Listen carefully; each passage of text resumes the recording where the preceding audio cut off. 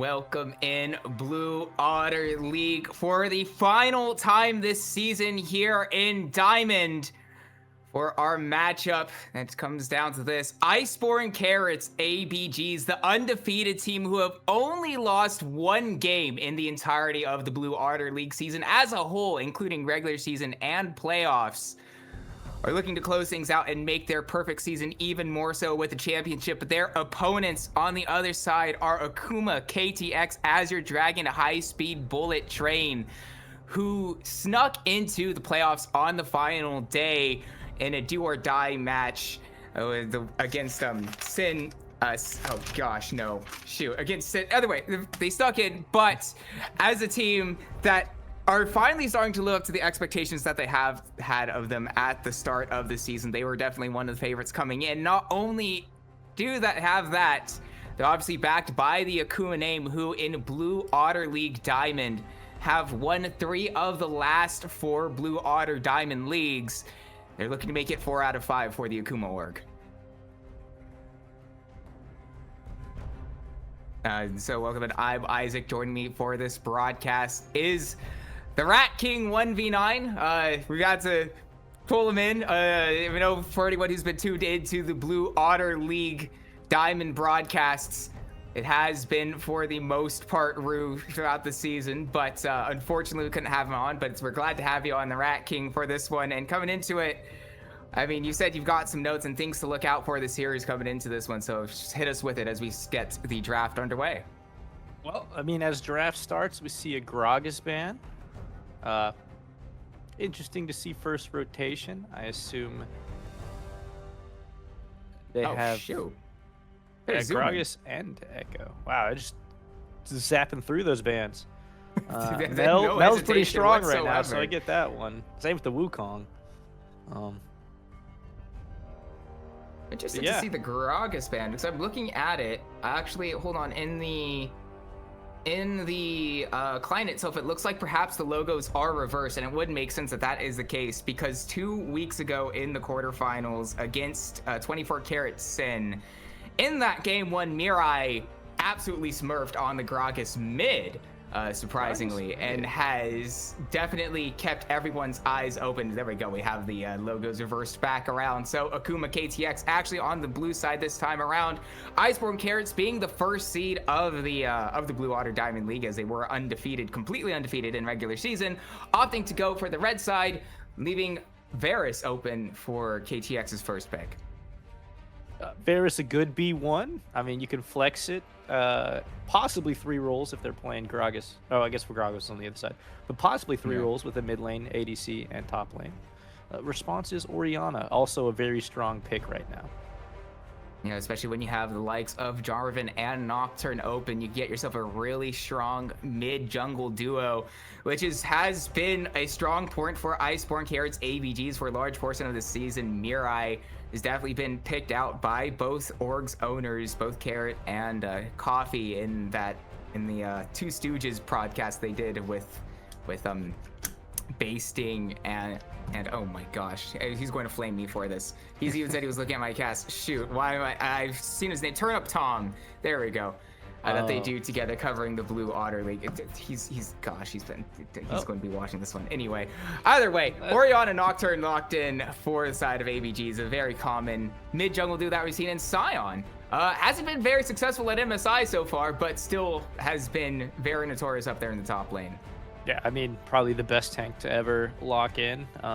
Ruins the possible Varus flex, though probably not what you want to do when you see Nocturne on the other side. Makes it hard to play those side lanes as you have a quick dash towards you. Ooh. And then instantly taking the Gwen counter that they could have done for the jungle, or possibly jungle. Yeah, I know Cherry does play it a decent amount, so I would be pretty surprised to see it go elsewhere, especially with the Scion already locked in. But yeah, taking away that counter pick, to be honest, I mean, it is kind of like the classic counter pick, but these days, ever since that nerf Gwen had, how many patches ago was it now? Like maybe the one where they reverted even. her, or did they the one where there's the nerf where they took down, I think it was the true damage on her Q, I believe. Yeah. That was a while Q ago. per snip, I think, and they also attacked her R, I believe. Yeah, that was quite a while ago. So I don't think nearly has been as strong as a counter pick into the Scion, but taking it away as an option by picking it up yourself, perfectly fine, especially when you are as proficient on this champion as Cherry is. Instead, it will leave Sivir open for the side of the Iceborn Carrot's going to want to be able to push out these waves and clear them relatively quickly. Pretty uninteractive, but that's precisely what Sivir wants to do. She gets all her items and then does Sivir things. Safe into the Varus as well. Yeah. Being able to spell shield the piercing arrow as well as the ult.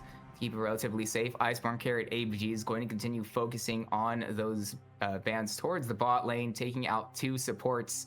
The Chief Bard last week in Game 5 particularly was absolutely just outstanding. Probably, I would say, the sole reason why they even won that Game 5. It was that much. It was like carrier level performance from them, so they're not going to want to be seeing it. I know high words of praise from me on that one. Because considering Carry is like the best Bard player in the world, but it was definitely on maybe not on that level, but certainly up there, and especially since they are planning apparently to pick up their support on 4 going for the Rel. Yeah, and then you see side of AKM banning the Darius and Yorick, trying to protect that Scion early pick a lot more. Still left Fiora up. We'll see if they feel like that's something they want to take in the top lane, but the options are getting a little slim for counter picks for Scion. Yeah, Darius, one that is particularly scary in the hands of counter. In their 2 series coming into this one, he has gone a collective 18-0 on Darius in playoffs. So, 0 deaths on a Darius. Oh my. Yeah, he's definitely been next level on this champion. So Darius already pretty good into Scion. When you put it in the hands of counter, you just don't want to touch it at all. Poppy, though, going to be the answer for Akuma in the bot lane into the Rel. Crash down very telegraphed. Ooh. Spicy. Oh. Is that Scion? Okay.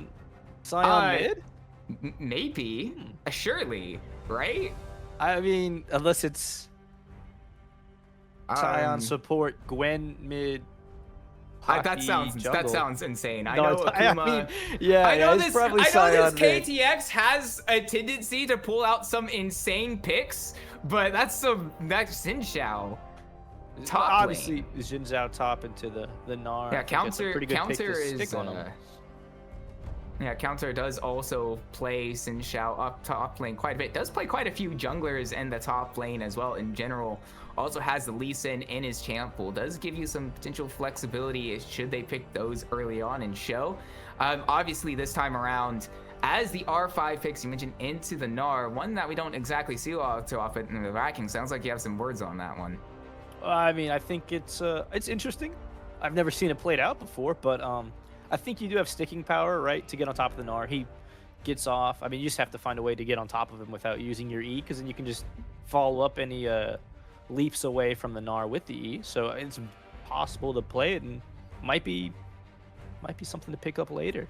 Looks interesting. And that is assuming that the Gnar is going to the top lane, which does seem to be like the at this point. Sense, admittedly, I also believe the Gnar is going to the top lane. If I had to guess, it might be Scion mid to kind of neutralize the lane with Mirai, who has been just so good so far this Blue Otter Diamond League season. Like every single game, I swear this guy has like 2, 3, sometimes 4 or 5 solo kills in lane. It's utterly insane. And even though mid cool, just straight up smurfing on anyone who goes up against him. And even though mid cool himself is a pretty highly touted mid laner, sometimes you just gotta respect the opponent and say, hey, we're just not going to interact with you at all, which is my reasoning of why I believe that. But again, like the Gnar last pick from Akuma has completely thrown any sort of what was looking like a rather normal draft just completely out the window. What draft do you favor here? I was thinking Akuma KTX, and they locked in the Gnar, and now it's like completely throwing everything. It's just kind of it's kind of like, oh, whoa, what are we doing there? I think Iceborn Carrot ABG is a little bit more standard to play out. I think KTX. I know. Oh gosh, was a Vision of Empire last week played Gnar in the game? Was it game 4? Oh shoot, I even casted this one.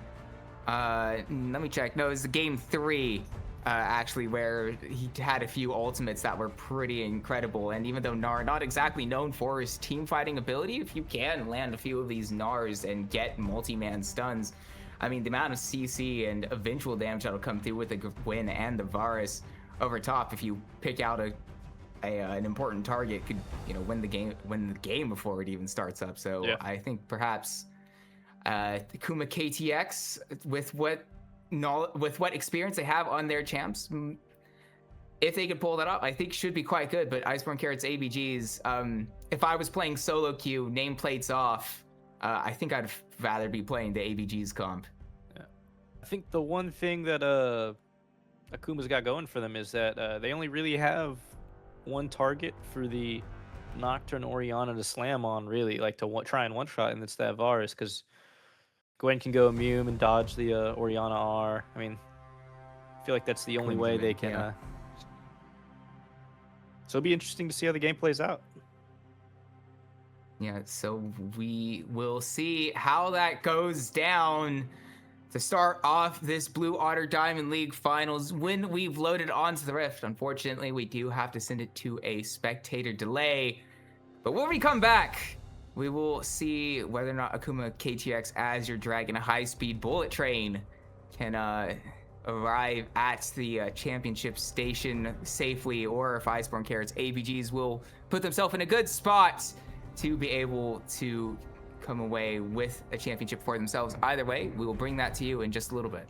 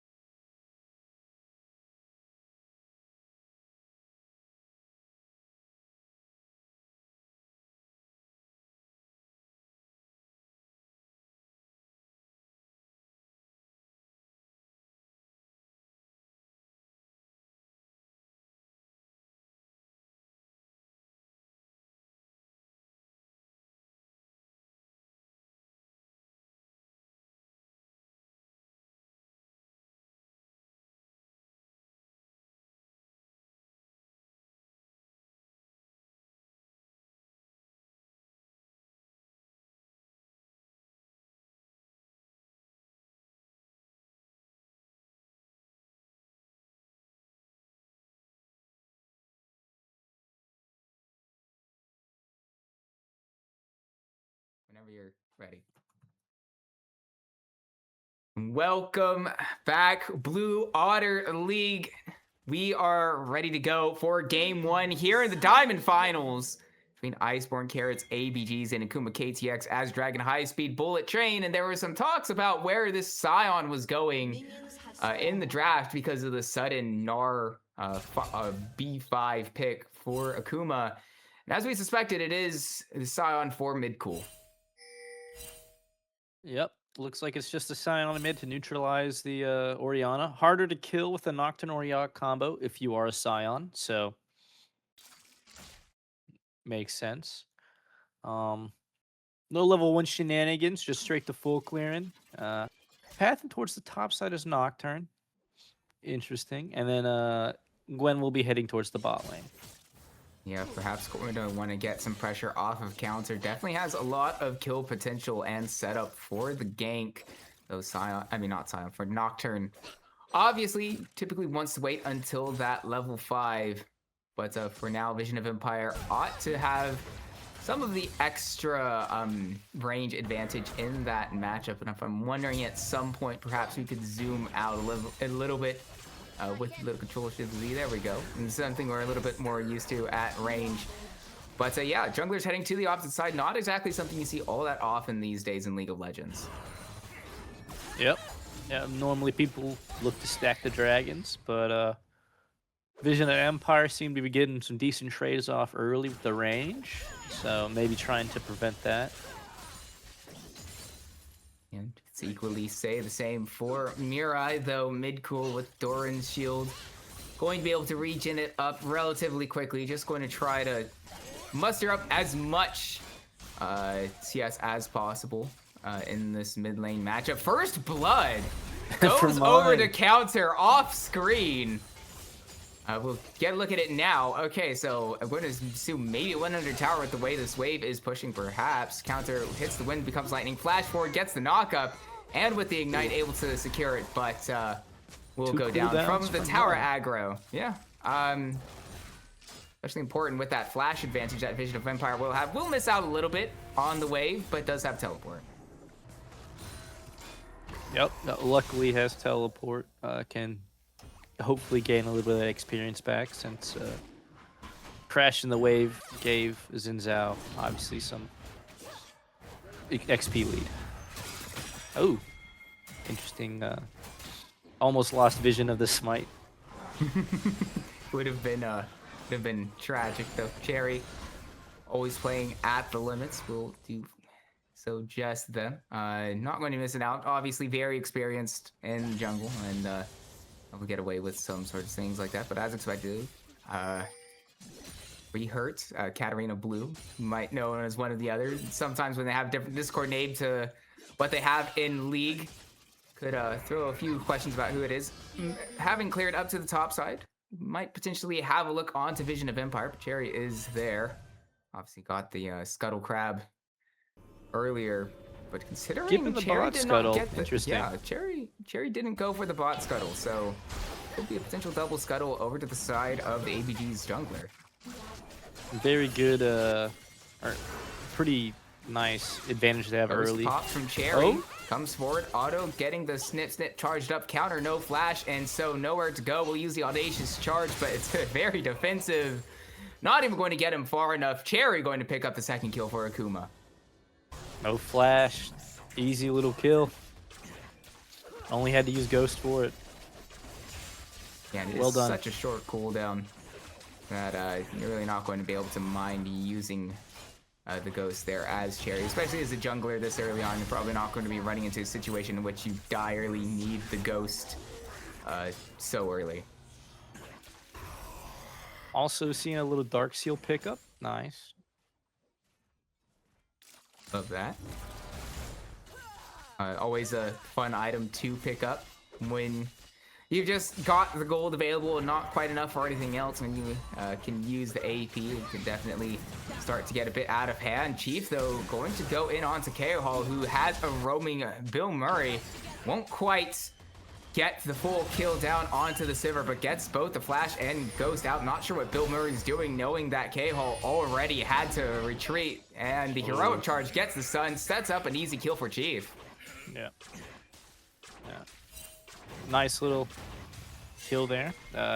Unfortunately, Cherry had to lose the Raptors, but I think probably doesn't feel so bad whenever you see your bot lane get a kill solo.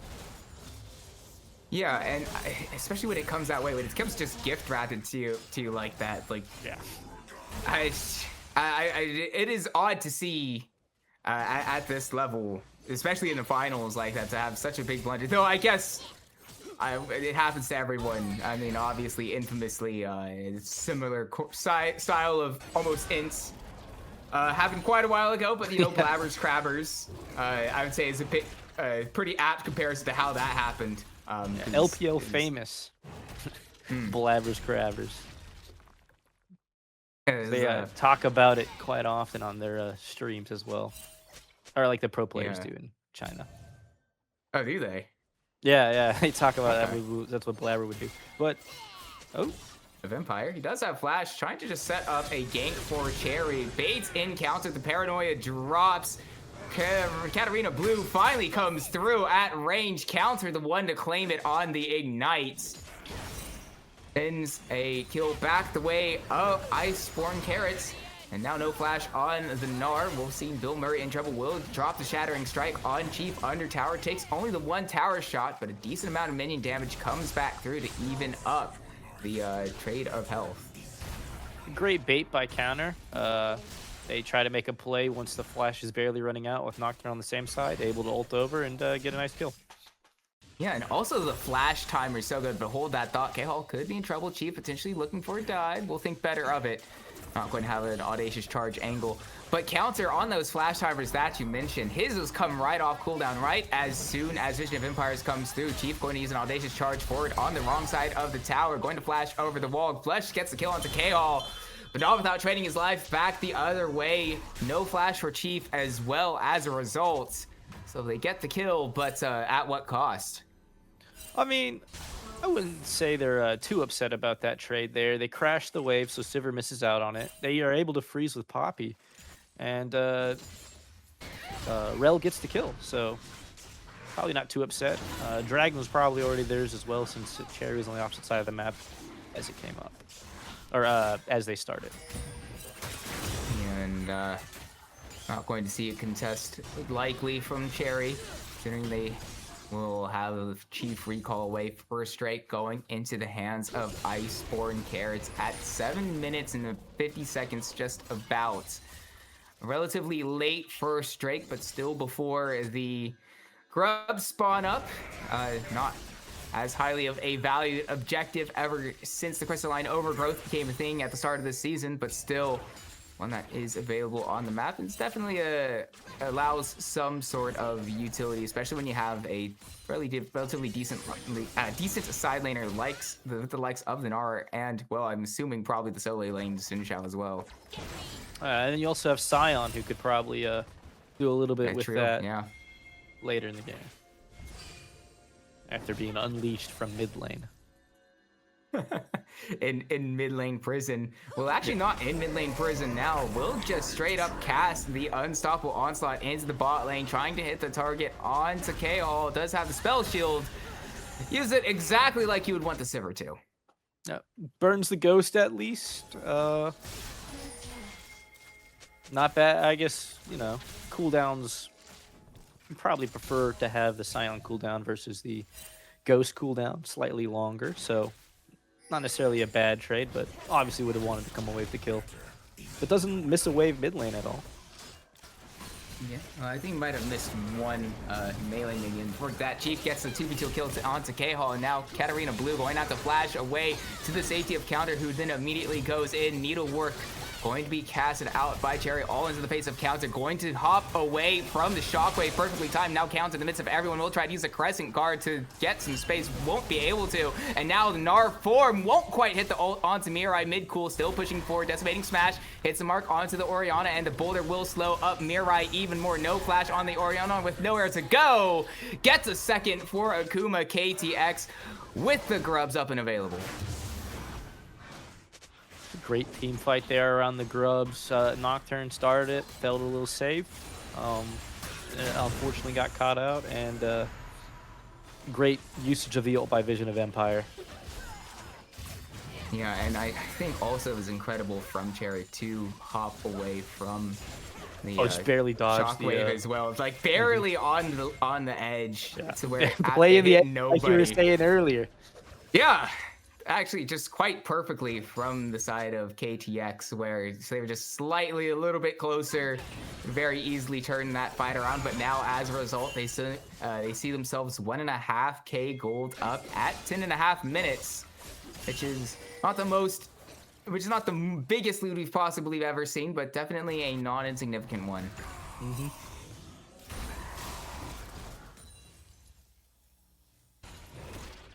So going on through. Mirai still, as expected, going to be farming up in this mid lane. Much better than mid cool in the ranged matchup, though. I mean, with the Soul Furnace on the Scion, already look at his health bar. Yeah, it's I mean, he probably ends up scaling a little bit better, so maybe he's okay to eat that CS difference, especially with how the bot lane seems to be playing in comparison. Also, a nice sizable difference in CS there. With Blush over Keyhall. Shockwave though, but hit its way onto mid cool is dangerously low, and there is enough to secure the solo kill for Mirai. And hold on, and Cherry could also be in trouble with no help from the mid laner. Fear comes through. Shockwave not quite up, won't need it. Katarina Blue also going to pick up a kill for the side of Iceborn. ABGs onto Cherry. And so this mid-jungle duo of Iceborn, it's definitely one of the strongest points for them, and they finally had a really big moment for themselves. Back-to-back solo kills. I think the second one was not technically a solo kill. He got the shield from Mirai. I mean, I guess that's true. That's fair. Yeah. Fair enough. Like, statistically, it wasn't a solo kill. Yeah, I mean, Katarina Blue probably would have been able to get the kill anyway. Probably also got a little bit of help with the slow from the Orianna as well, to keep her in range there. So fair enough, and I guess the shield does give some stats, so it's not insignificant. Yeah, but still, looking definitely like helps. Looking like a nice lead on Katarina Blue over Cherry in the jungle right now. Just a nice little kill lead, basically, with the farm difference helping out. Yeah, still definitely going to help, I guess, propel Katarina Blue ahead from what was a relatively even state in terms of gold, and given that there was 2 kills onto Cherry, but the focus towards the bot side for the side of KTX does mean that pick up their Drake to make it 1-for-1 as the Kimtech map does open up, but that does allow Katarina Blue to continue to expand their lead, and with a good counter invade, going to be able to farm up even more. Might be a little greedy here with the Gromp steal, though. Gnar can't roam pick up the Gromp. We'll Gnar fairly close to the Mega Form arriving now. Gnar perfectly into the wall. Vision of Empire set up perfectly. Makes it look easy. 2 kills go the way of Akuma KTX. Just a little too greedy to try and grab that Gromp. I thought Cherry might have been misplaying by not invading the bot side, but with Rel coming out and getting the double kill top lane, obviously it looks like I was a fool. Great play. Yeah, but on the hunt committed by K-Hole, trying to close down Blush, who immediately flashes away, and understandably so. Yeah. Once Sivir gets some items, that could be rough. Shockwave. Oh. Going to force a flash out of mid-cool as well, but it does bait Cherry forward. Doesn't have access to the needlework, had used it in that previous fight.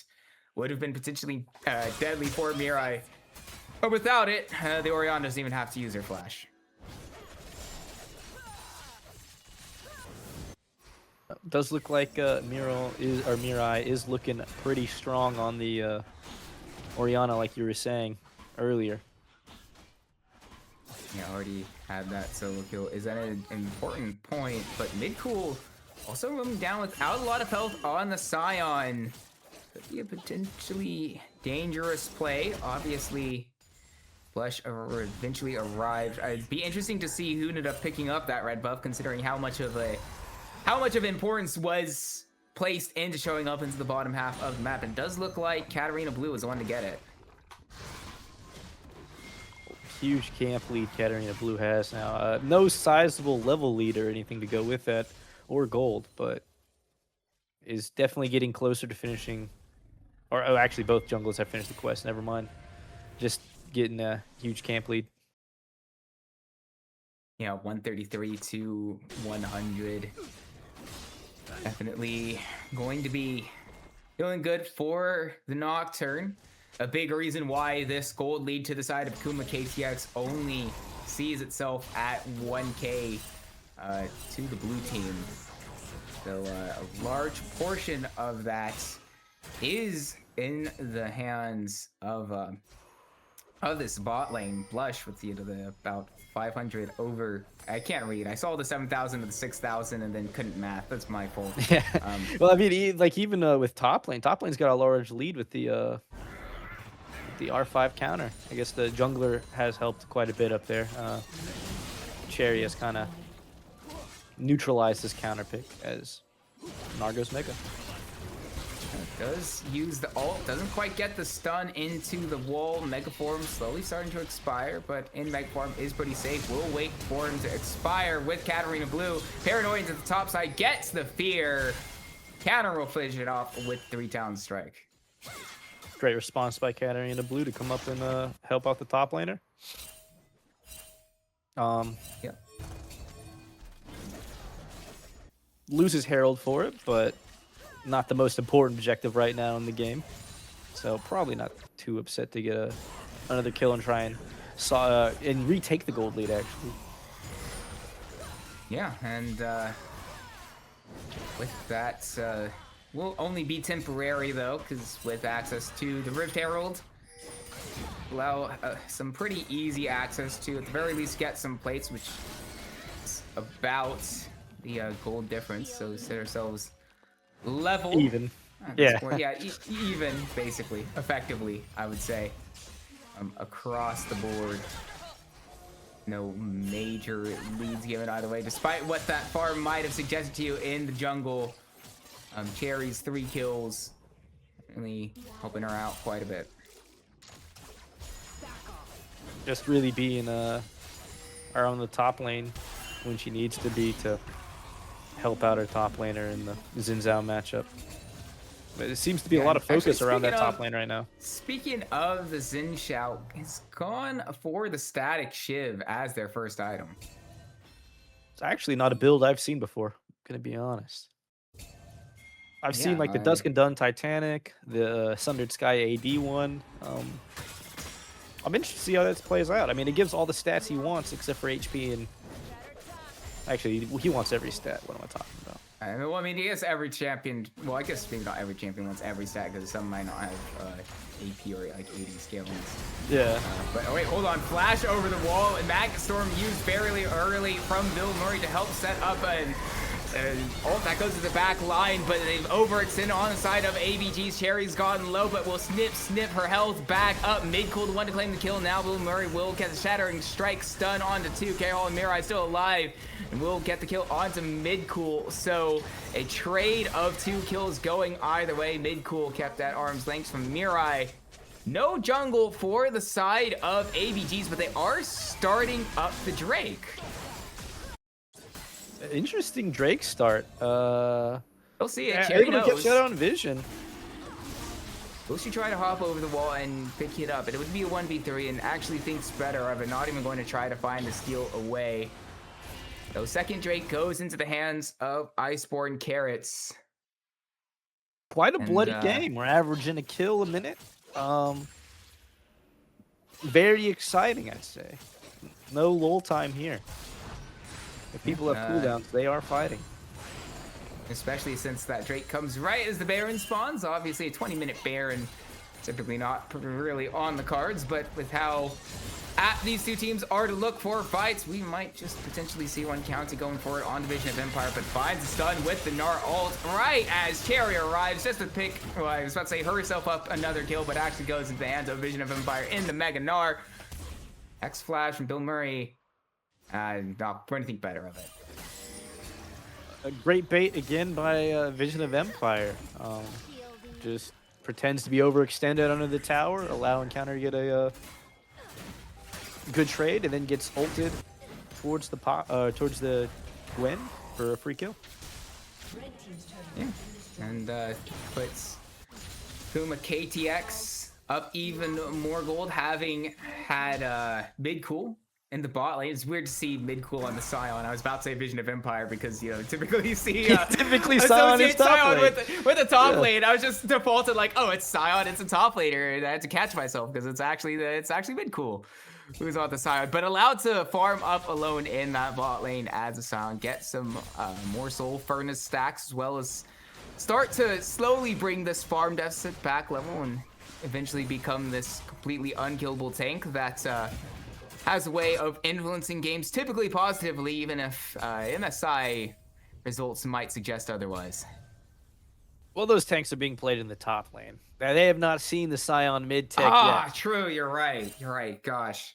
Yeah. Caps are going to have to pull it out after they watch this. Back to the Nautilus mid tech.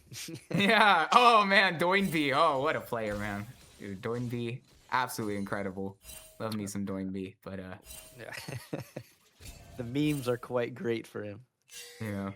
Luckily for mid cool though, even though down ton of farm, tank items are much cheaper than the mage items, so I think it's at this point we should probably point out the fact that 2019 Worlds was about 6.5 years ago, slightly more. Don't think we need to point that out at all. Just making me feel old. Back when Caps was referred to as Baby Faker every now and then, Paranoia going to be dropped, finds its way onto Blush, going to have to flash, won't be able to escape. Katarina Blue, the one to get the kill, crash down, Magstorm locks up Cherry for a little bit longer, counter not quite going to hit, the winds becomes lightning, but the ABGs will take their kill and get away with it. Yep. Unfortunate that Varus has to burn both sums and still die, but thus is the life of a mobile 80 carries when you're in the mid lane with just your support. Against Nocturne, it does make it a little tough to play the game. Nocturne Orianna at that, not particularly fun to have that come through on your head, and especially now without flash or barrier for the foreseeable future. Will not be up for them when this next Drake spawns in 1 minute and 20 seconds. But equally, no flash for Katarina Blue, so it should still favor the Nocturne. Should he be especially able with the to... Stride Breaker being added, makes it a little bit harder to run away.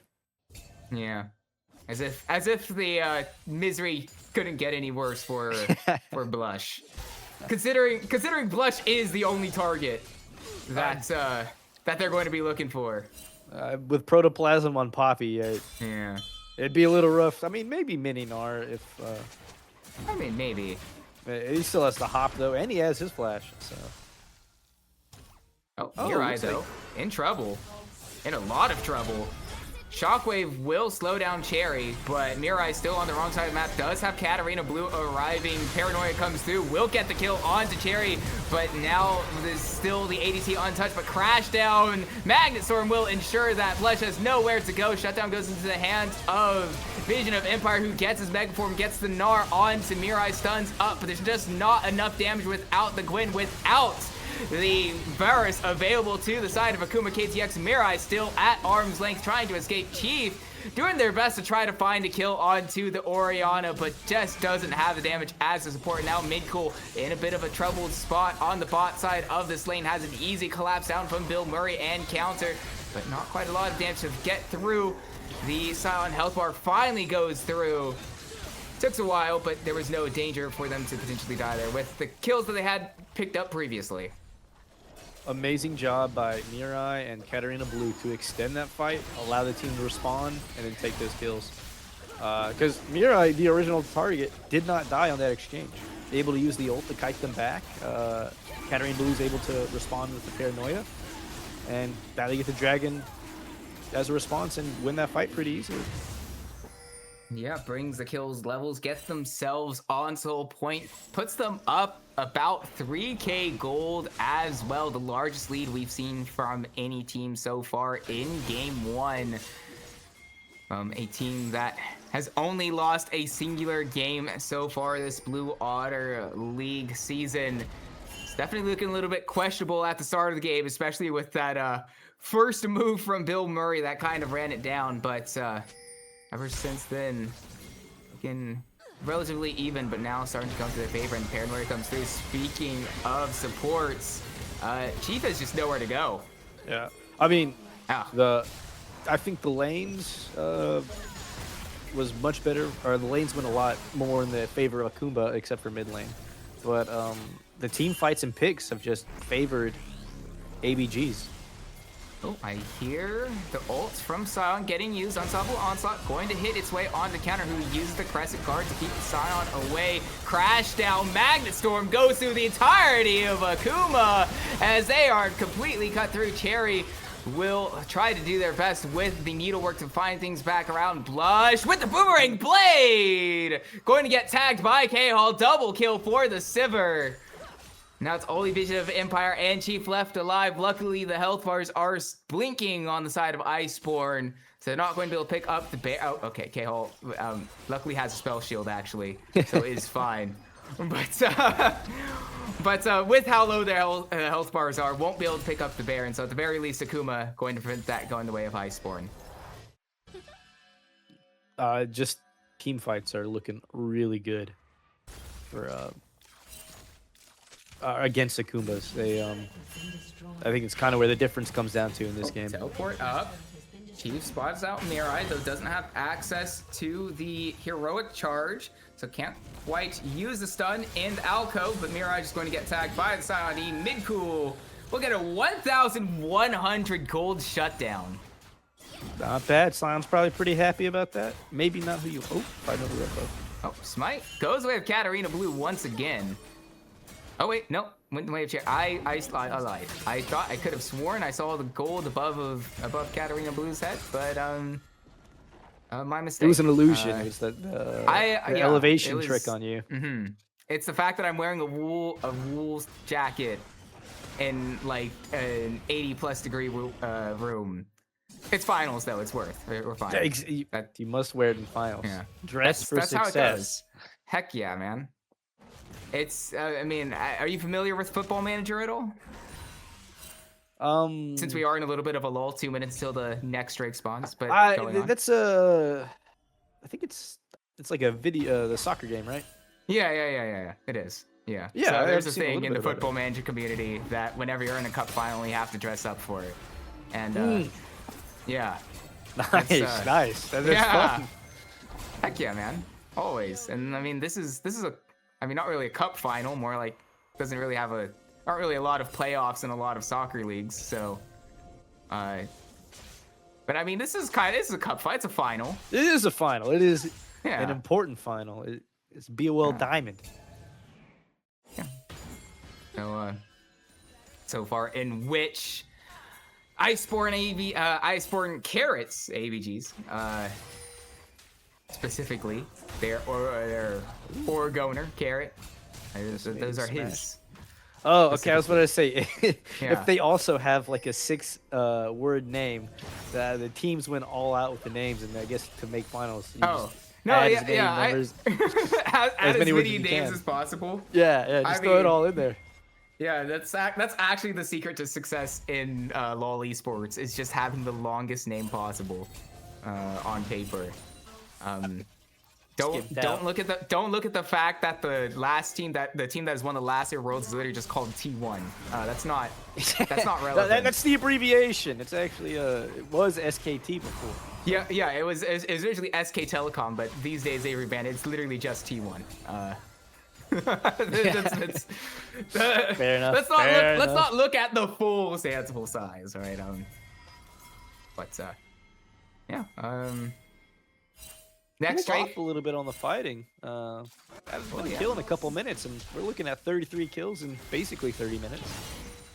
Yeah, but the next strike has spawned up. Akuma KTX does have the positioning in the river for it right as it spawns. Carrot's ABGs on the outside looking in. But bit of a concede from the side of KTX. They had the river positioning. Instead, they zone on out.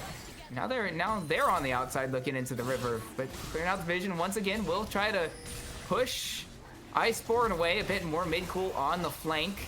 Fills out Mirai, the biggest source of damage from the side of the ABGs. Gives Vision of Empire and Cherry the leeway needs to come in, but the Paranoia is dropped immediately. The flesh goes golden, but a huge Gnar!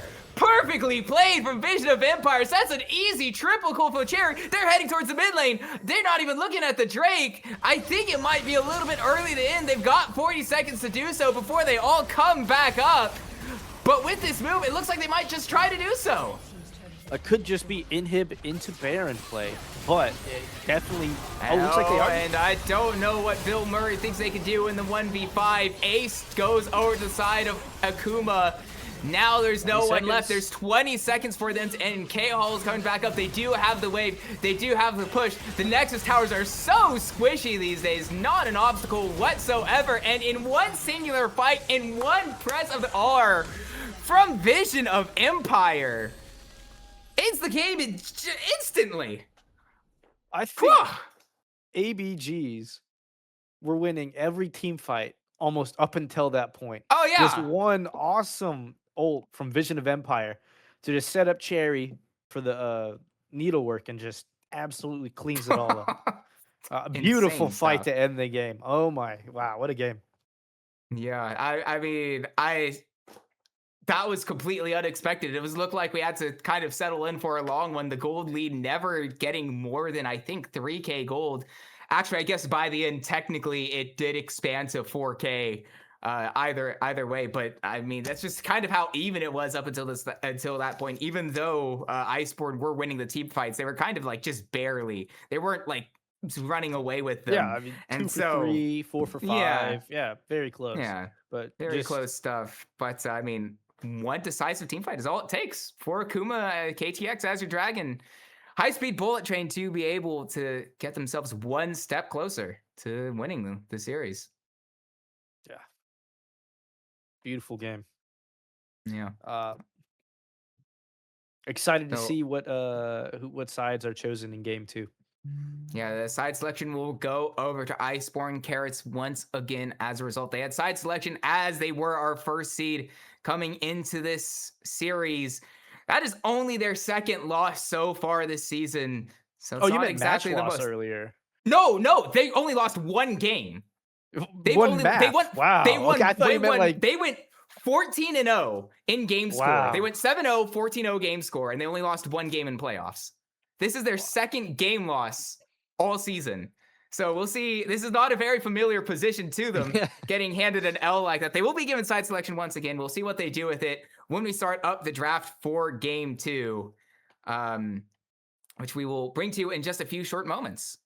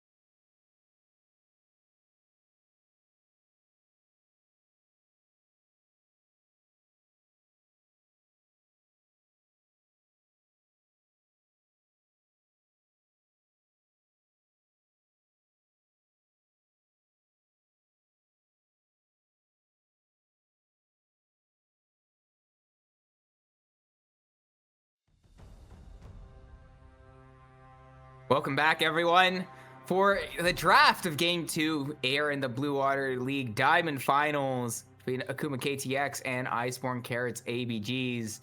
And, I mean, after that first game, it was really close until all of a sudden one team fight decided it for the side of Akuma KTX. So, I mean, assuming that we don't get one random team fight that wins it all again, we could be in for a very close series, Rat King.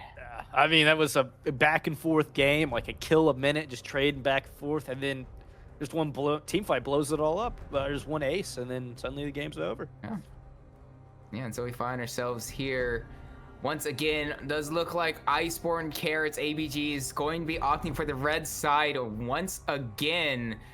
Liked what they saw in that first game with their counter pick, because they're going to want to pick it up again. Ooh, insta slam, Jarvan. Insta. I mean, they go straight through the bans in this time. They know exactly what they're taking away, and then the insta slam Jarvan. The draft preparation for these guys. I mean, in game 1 is very similar, even faster than this. Yeah, in game 1, we were literally the whole entire first round of draft was done in like 5 seconds. It was crazy. They are very confident on what they do not want to see and what they want. Well, actually, Iceborn is kind of slowing up on this first pick here.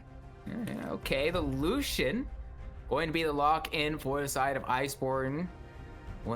Going to be pretty good when the Cataclysm is a thing. You can just dash on out of it. Yeah. Doesn't want to be locked in there with the J4. Scary man, I get it.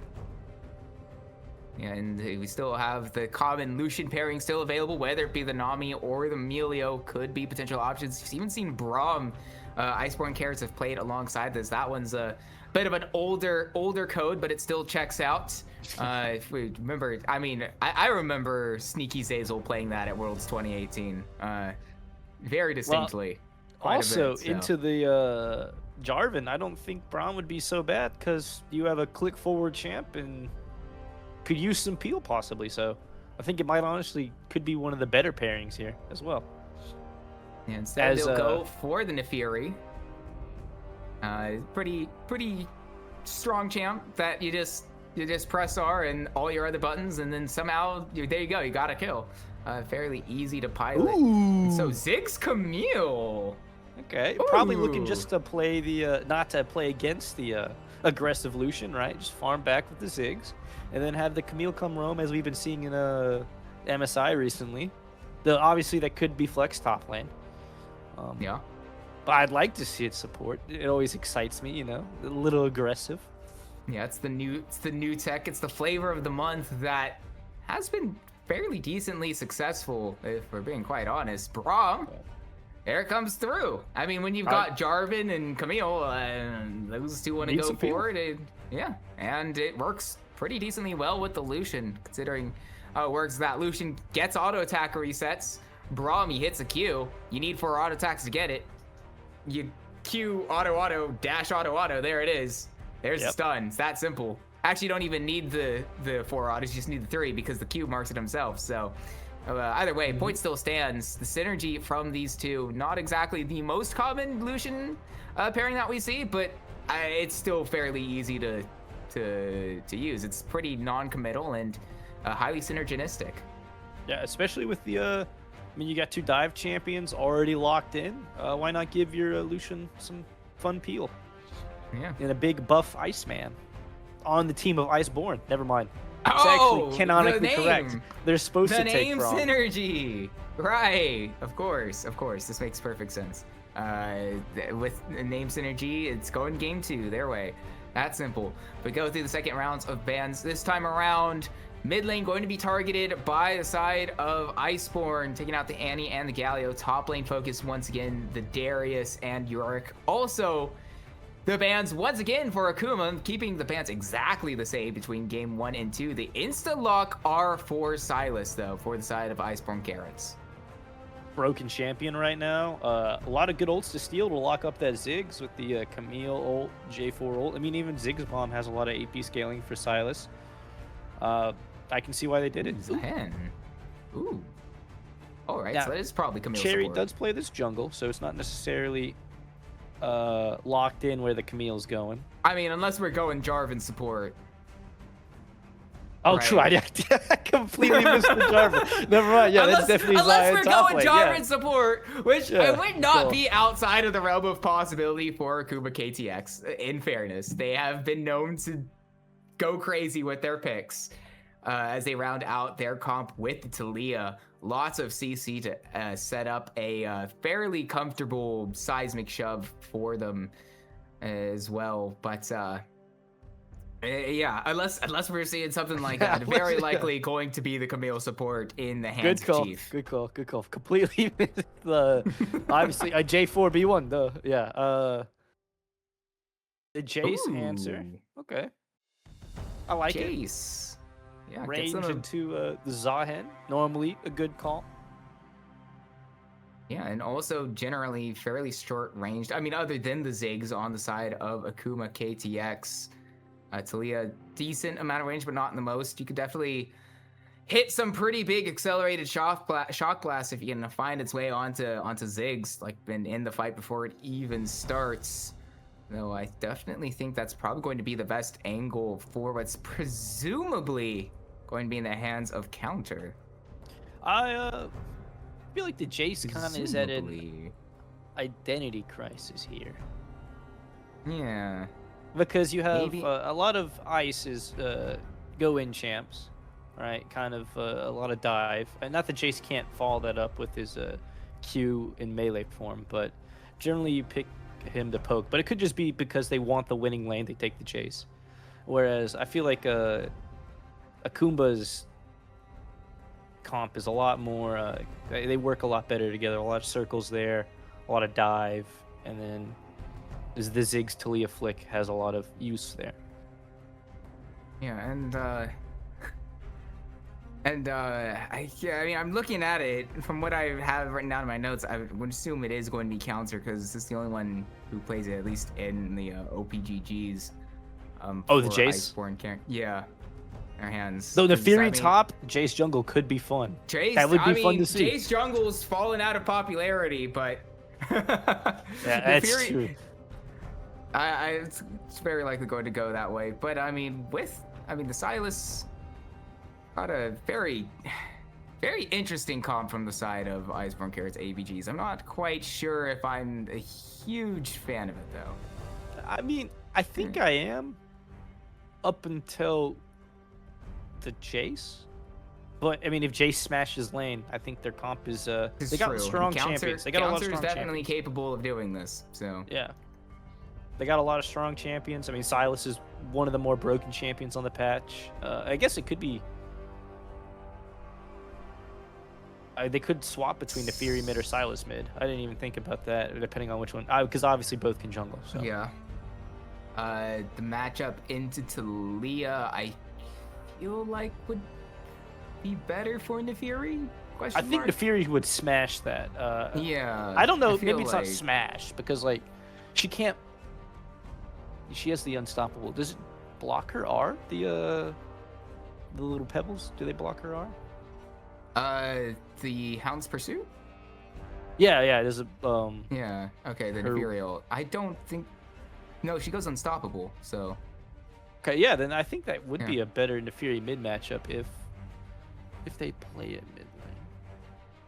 I'm Interesting to fairly see what certain. happens. Someone's going to be like, Oh. oh, no, actually, but I'm 95% certain. That Doesn't every matter. All the single time- speculation doesn't matter. It is Yeah. Silas versus Talia mid. Oh yeah, indeed it is. Well, I mean, there ends that sort of speculation. That's what they have gone with on the side for Iceborn Carrots ABGs. Doesn't matter what we talk about on Yeah, that just front now. our And so, theory I crafting think to the win. Our theory Who crafting cares? does go through. Akuma KTX very highly indexing into magic damage on their side for this one. And Iceborn Carrots ABGs definitely going to throw out conventionality for their draft. We'll see how that plays out in game 2 when we've loaded onto the Rift after the spectator delay. We will see you in a little bit.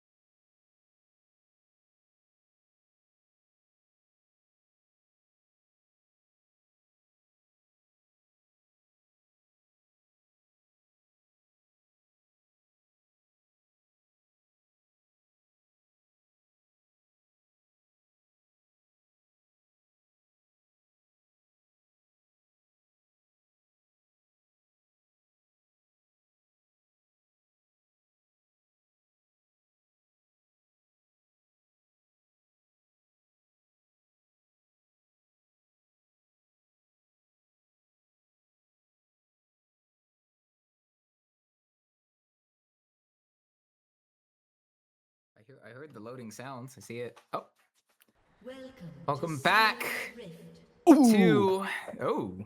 Ooh, a level 1. Not to interrupt you. Oh, but they expected top lane too. Yeah, Minions A Yeah, little it's 2v2 both scrap would be top- fun to start out with. top support headed to the top lane. Meanwhile, top jungle also going to show Chief now going to hit the stun onto counter, forces a flash away. So straight away counter going to have a pretty big target on his back. That's exciting. That's what I wanted to see from the Camille support. Level 1 shenanigans. Been Oh, way yeah. too calm level 1 for how much violence is going to happen between these two teams later. Yeah, and demonstration that Chief can land the hook shots pretty early on. Also going for the ignites on the Camille with the aggressive option. Love to see that coming out from them, though kind of be put a little bit behind with the extra time needed to eventually come down to the bot lane. We'll give K-Hole and Bill Murray a slight advantage. Speaking of advantage, Mirai hitting level 2 first, just barely. Mid cool though, going to be able to respond in kind. Yeah, I mean, Blush caught most of the XP. They weren't able to wall him off too much from it. So nice trade still your mid lane, but don't think he's feeling too rough about losing that level 1 pressure with the Camille. Yeah, because hits level 2, goes in, gets the bear out of K-Hole immediately. Satchel cards gets Murray close, and Chief will be the one to pick up first blood to the side of Akuma. I've got a feeling this Camille is going to run this game possibly. Oh, well, so might this Silas, but can't quite finish off mid-cool before the gank from Cherry comes through. Mid-cool the one to pick up the kill, and it sets 2-0 to Kuma. A lot of flashes blown. Great flash flag and drag by Cherry there. And pulled back. Vision of Empire looking for a third kill to the side of Akuma KTX. This one a solo kill up in the top lane. It's going all the side of the high-speed bullet train. 3 kills in 3 minutes. Wow. All to the same team, one of which was a 2v2 kill, one of which was a 1v1. Solo for Vision of Empire. Counter going out to teleport back to lane.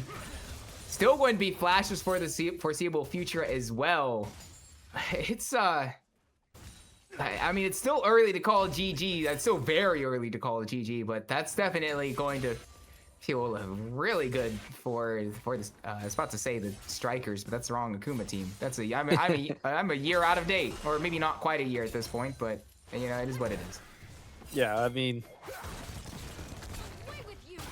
I'm already looking mid again. Seismic shove used and did not quite hit the mark. Both junglers will see each other, or at least jungle support will see each other. Katarina Blue on the invade will be spotted now. Was spotted by the flag, but as that was used, no potential to go in from Cherry. The chickens successfully stolen away by Katarina Blue. Losing the Raptors respawn 2 games in a row. That's got to feel rough. However, once again, your team is up early, so hard to complain. Heavy trade mid. Really? Ooh. I'm sure I'm not quite going to hit the mark, though. Considering the direction of that one, maybe Mirai would have preferred it if it did. Could have gotten all that close to mid-cool once again. Hits yet another abscond abduct, but now with the roam up from Chief onto Mirai. Once again, despite Mirai's aggression, despite Mirai's success in this 1v1, it's not a 1v1 in mid lane, unfortunately, and will pay for it with his life. Yeah. It is a party. And yeah, Camille is having a lot of impact early. Yeah, 2 kills already for Chief. And also getting the flash out of counter, so even didn't officially get the assist onto Vision of Empire. Definitely doing a pretty good job of that, though. Straight counter with the melee form W will at least trade back onto Vision of Empire somewhat favorably.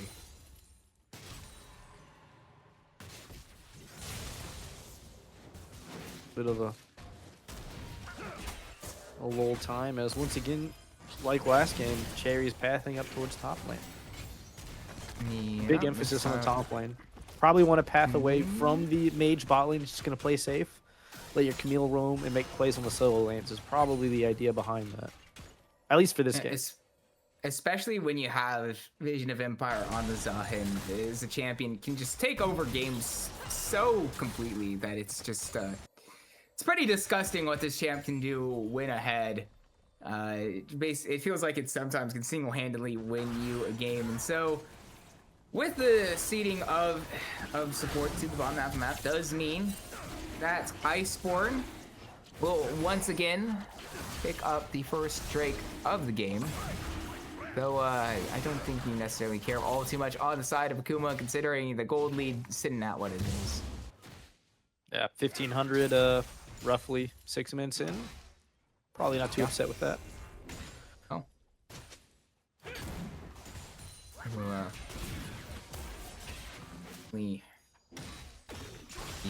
feeling quite all right for Akuma, but next Drake once again, despite what the Katarina Blue around the chickens once again. Cherry got it this time. Chickens, raptors, wraiths. You know, I like chickens. I like chickens are I'm good. a chickens. Good, I'm good a chickens name kind for of guy. Well, flag drag flash not quite going to work from Cherry. Cataclysm stolen away. Double Cataclysm will be enough to get the kill in the hands of Katarina Blue, who goes forward once again onto mid-cool Mirai, just barely making it out of live. Seismic shove. Not quite hitting the mark on Katarina Blue. Just barely misses with the seismic shove. Little revenge kill there. Hoping to cut back into that gold lead. And it gets into the hands of Katarina Blue, who once again farming up more efficiently than Cherry, though you'd expect this time around that probably to be the case. And Jarvan on exactly the fastest, most prolific clearer ever, but especially in comparison to the Neferi. So we'll be feeling quite guided there. Want to be indexing a lot of gold into this champion who, I mean, also pretty good at just deleting whoever you look at funnily. But counter, again, a bit of a world of hurt. That level 1 roam seems to have, from Camille, definitely has helped this top lane counter matchup. Once again, that R5 is not working out as great as Iceborn would have liked. As the lead goes to Vision due to the amount of attention the lane's receiving.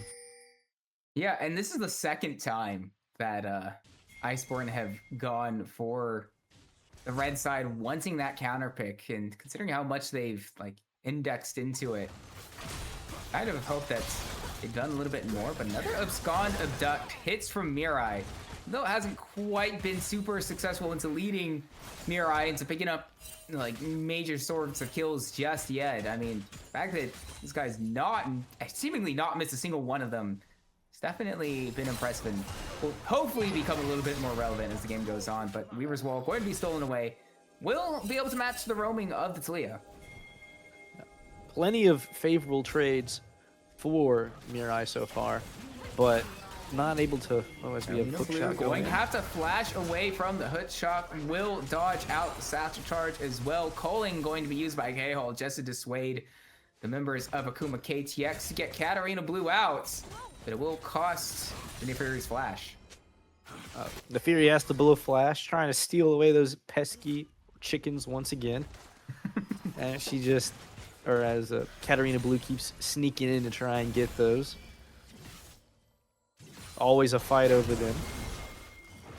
You know, chickens, they're I can't even try to pretend that they're that important. No, no, whenever I get a chance, I go in and I steal those. I love those. Oh yeah, love me some I don't know. KFC's obviously the default one. Yeah, people go. Well, I've just been the I mean, some Chick-fil-A. I mean, I don't know. Not from what's good? No, no, actually. I mean, they're okay. Maybe not. Oh, hold on. Before that thought, Vision of Empire going to hit by yet another abscond abduct from Mirai. Weaver's Wall. I'm throwing a little to the side, huh? Yeah, not really in the direction that you would have wanted from Mirai, especially since how easy of a kill it looked like that Vision of Empire was supposed to be. I think it was just a casted too early before you saw where the Speaking of Mirai, going to get hit by the hook shot stun, but Bill Murray is here, followed up over the wall with the Hex Tech Ultimatum. Chief on the wrong side of the map. Good use of the Glacial. Gosh, I forgot. I was about to say prison, but that's the Sejuani ult. Glacial Fissure. Yeah, that's the Glacial Fissure is the word I was looking for. You know, there's a lot. There's Glacial Tomb. There's Glacial Fissure. All these Iceborn champions just get the Freljord out of here. Yeah, I mean, perhaps Riot should have thought of a different name to describe ice other than glacial. That's my excuse. I'm sticking to it. Either way, it found its way on 3, and Mirai getting stunned up by the Unraveled Earth. Solo kill for Midcool, and now another one looks to go the way of the Akuma KTX. Cataclysm will prevent the escape of Katarina Blue, sending it 6-1 to the high-speed bullet train. This jungle support duo is getting active. They are going around and they are finding as many kills as they can and flashes to try and set up these solo kills. Just really getting their lanes ahead. And all this Ziggs has to do bot lane is go down 17 farm and enjoy the lead his team's getting for him. Yeah, you really don't mind that when your team's doing that. And Bill Murray, second time in a row that he's caught off in a weird position. Actually not going to die because KL is here and Cherry has to flash away to prevent the stun. So I stand corrected. Good bait from Bill Murray. Chief on the wrong side. Flash from KL trying to chase down Cherry. Now instead of going to look over to Chief, stun out of the hook shot. Shutdown gets into the hands of K-Hole. Hound's Pursuit will follow through on to Cherry. Make it 2 for Iceborn's ABGs. Using that blast cone effectively to try and get some of this gold lead back. Oh, flash forward from Blush. Aggressive satchel charge will pull the Lucian back over Midcool. Going to pick up another kill. I mean, that was kind of nice. I like the I like the aggressive flash satchel charge. You don't see nice. that every day, but a very creative use of it from Blush. To be able to, I mean, aggressive satchel charge. Yeah, you love to see it, just generally. Yeah, it's just a fun time. That's like 5 kills in the last 3 minutes, I think. Yeah, right, because it was the two for Iceborn. Yeah, and then obviously the Midcool kill. That's at least 3, and then before we get to that, looks like the fighting doesn't stop. The last grub still available right before the Rift Herald spawns up. So it won't all go the way of Iceborn. Well, a little bonus for Akuma. Interesting first item pickup by Midcool with the insta-go into the Seraph's Embrace. Yeah. I guess just wanting to get that shield on the line sooner to survive the burst. And yeah, I guess just throw mana down, but not what I would have expected. Will actually evolve over now from the Archangel's staff. Very Chief early. waiting in the wings, hoping to see if Mirai comes through. I don't think he's in the bush though. He is now. I don't think Mirai would have seen it technically with the way vision works, but you know, as an NA fan, not standing in the bush, there's some flashbacks associated with that. Let's just put it that way. Yeah. Masu, no. Masu, please. It's like get out of my head. The one Walter White image was just all of it at Masu. It's like, please. Don't ruin us. Quit haunting. Anyway, despite the kill lead, Akuma KTX still only up a few hundred gold. And I'm going to assume a large part of that comes down to plates across the board because the farm's still sitting relatively even. The only major farm leads, I'd say, in the hands of the Lucian and the Neferi. Vision of Empire will take a big chunk from counter. But other than that, still sitting sitting relatively even. K-Hole doing much better in this 1v1. Has a lot more 1v1 potential. Does use it to its fullest. Get a solo kill onto Blush. Excellent use of the Coaling just to pick up a nice kill there. Ooh, fighting top lane. Yep, non-stop. Like Alexander Hamilton. Katarina Blue going to be able to get over the Weaver's wall. Get space flag drag. Not going to hit the mark, but does force the flash away from Katarina Blue. Just in time for Mirai to arrive. Chief going to get the kill onto K-Hall. Probably going to eventually turn back to that, and we'll take a look at it now since it looks like these two teams are backing up. Over to the bot lane. What did K-Hall do? Oh. Chief is just too strong. All right. Wow. But Nice. down 4 levels was able to yeah. kind of walk up with all the right. Sundered Sky and say, I got Halo Blades. What you got? Sure. All right. If you say so. Right. And that's Yeah. True damage on Halo Blades. We need that. yeah, that feels great. Yeah. That's oh yeah. You just love it when you're multiple levels up as an ADC and then a support Camille just deletes you from the map. Yeah. That feels great. You love that. Every ADC player looks at that and goes, balanced. Well, he had a bruiser item. Of course I was Oh, supposed to true, lose. of course. Yeah, I forgot about that. You're right, of course. They're My not bad. my 3-item ADC versus a 1 Sundered Sky Aatrox or Camille or... Oh, my bad. Shouldn't have stepped up.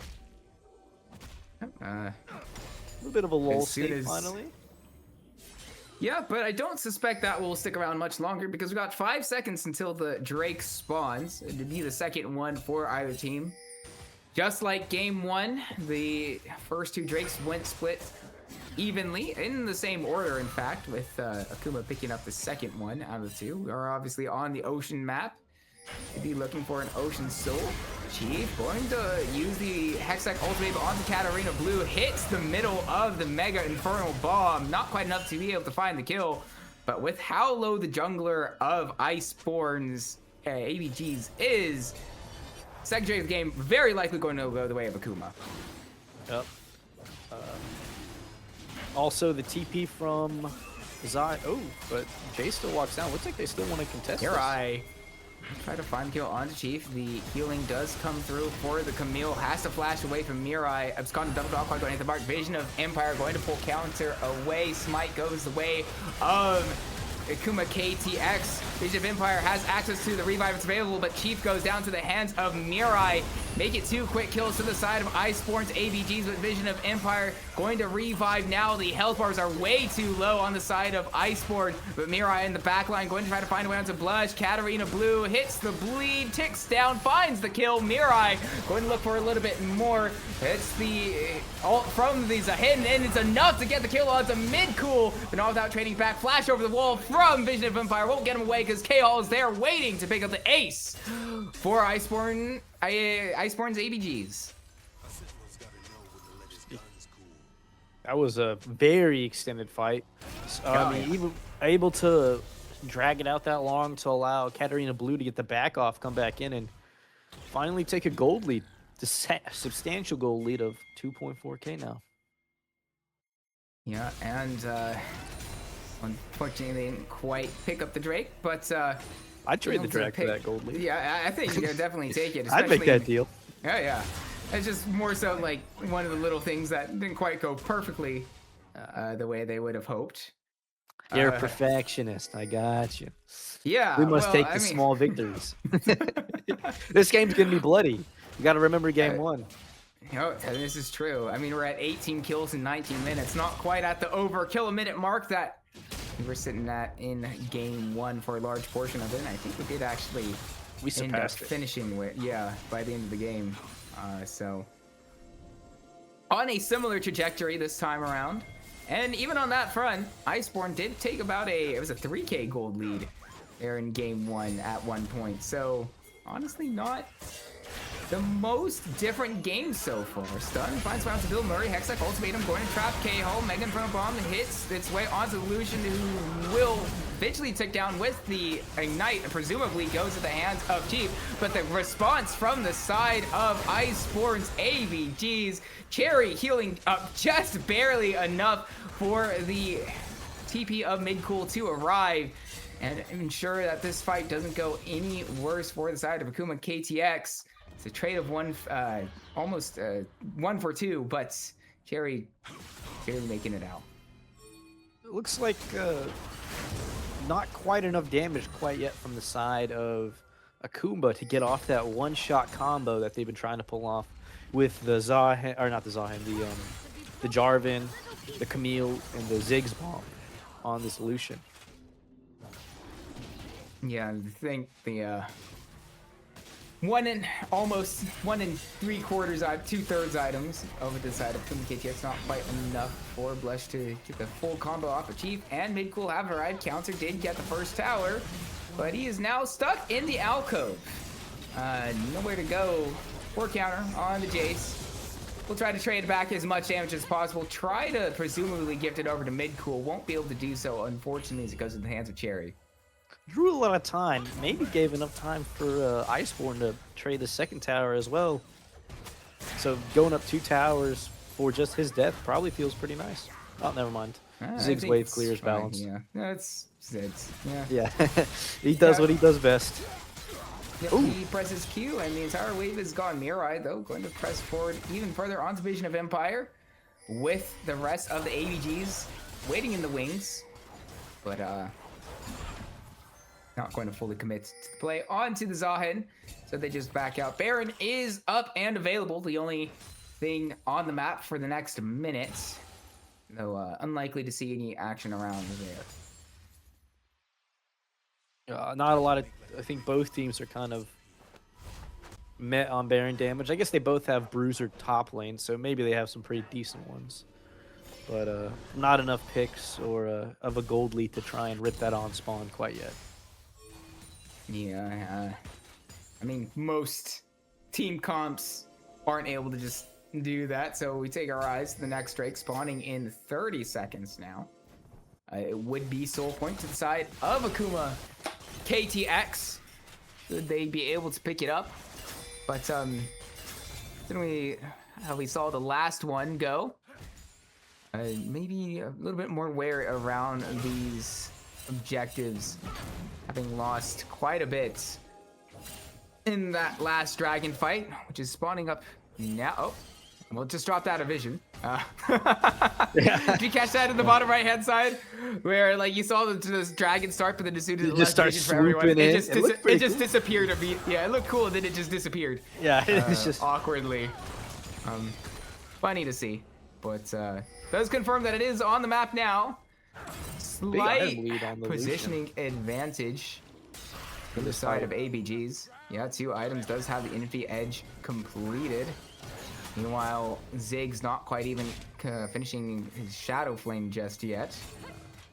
I think if I was Akuma, I'd probably give this until I get more Ziggs items, so that way we can look to one-shot him with that combo we want. Cherry still It pressing looks like in. they're kind of being aggressive for it. They definitely want to try to get themselves on the soul point. Midcool having access to excuse me, the Rylai's Crystal Scepter. Chase down here way earlier than the Zahen. Yeah, the teleport is available to Vision of Empire. Jace just walking all the way over Vision and going to be teleporting in now. Going to try to find a flank from the bottom half of the river. Straight down to 4k HP. Vision of Empire with the move speed and the shield just getting to hop in. Pulls back Katarina. Blue goes untargetable. Smite stolen away by Cherry.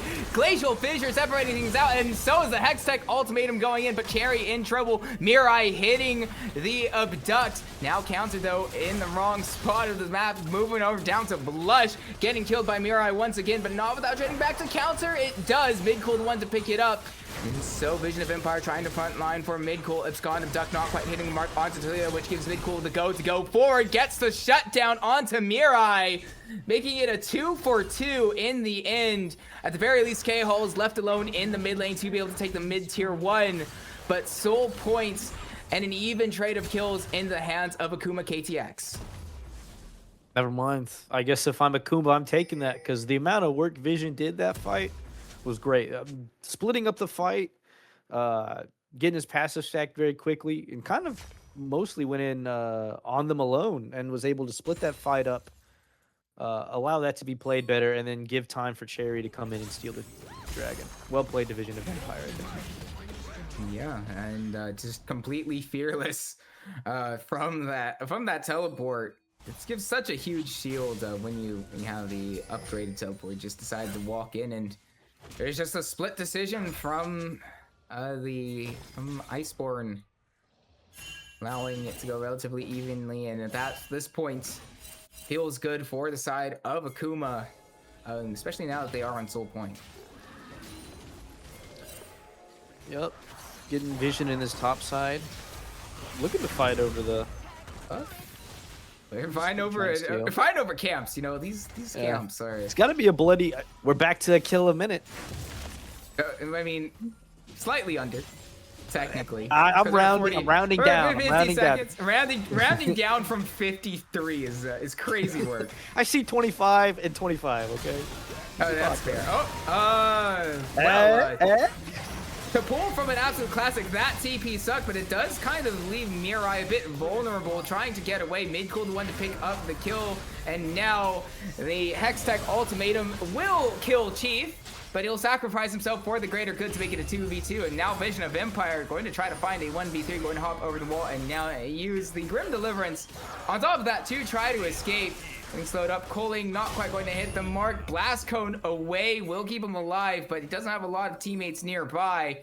Perhaps he could just buy time and get kind of just rage bait Iceborn to chase them down as long as possible. Hounds comes through. That surely right there it goes. Finally, Katarina Blue picks up the kill on to Vision.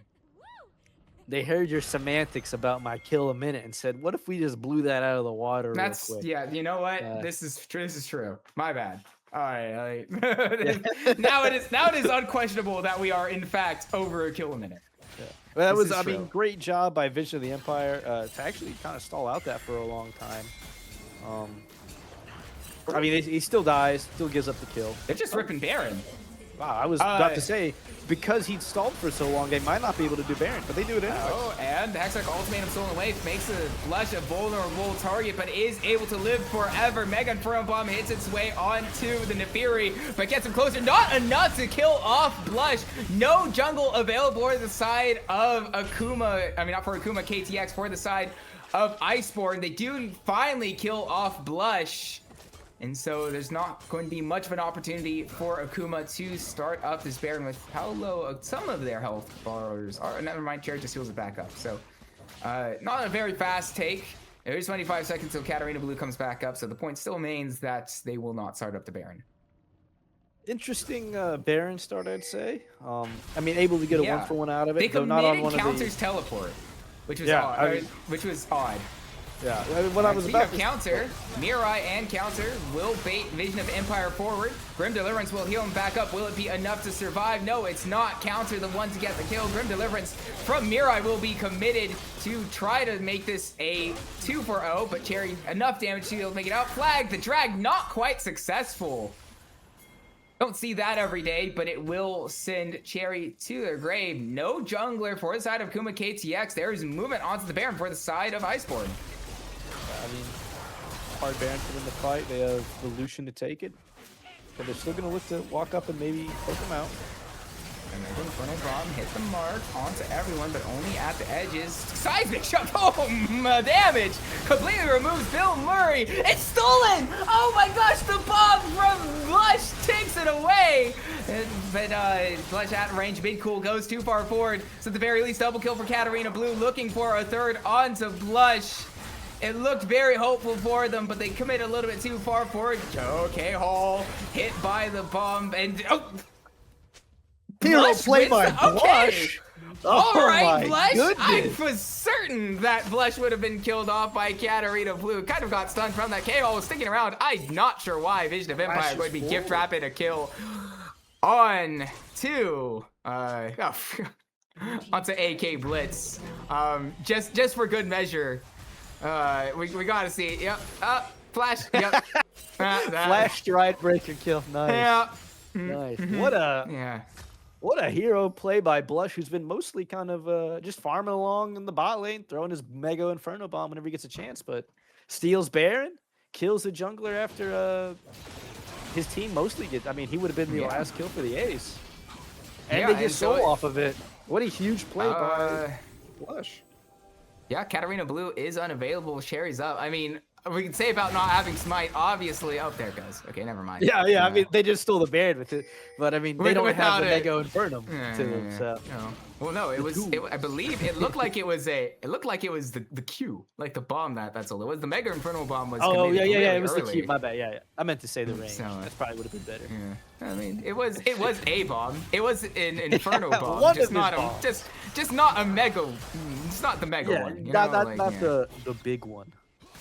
I actually, off the top of my head, I don't actually remember what the Ziggs Q is called.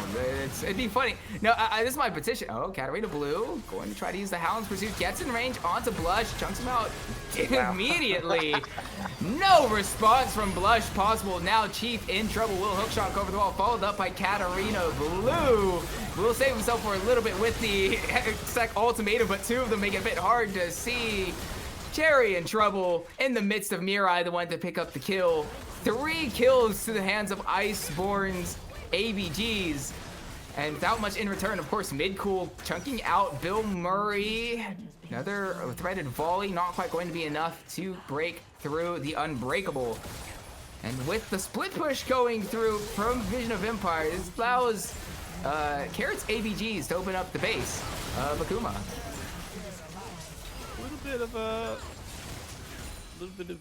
I think they could have just let Blush die, but valiant effort to try and protect their team. Unfortunately, it leads to the loss of the inhib.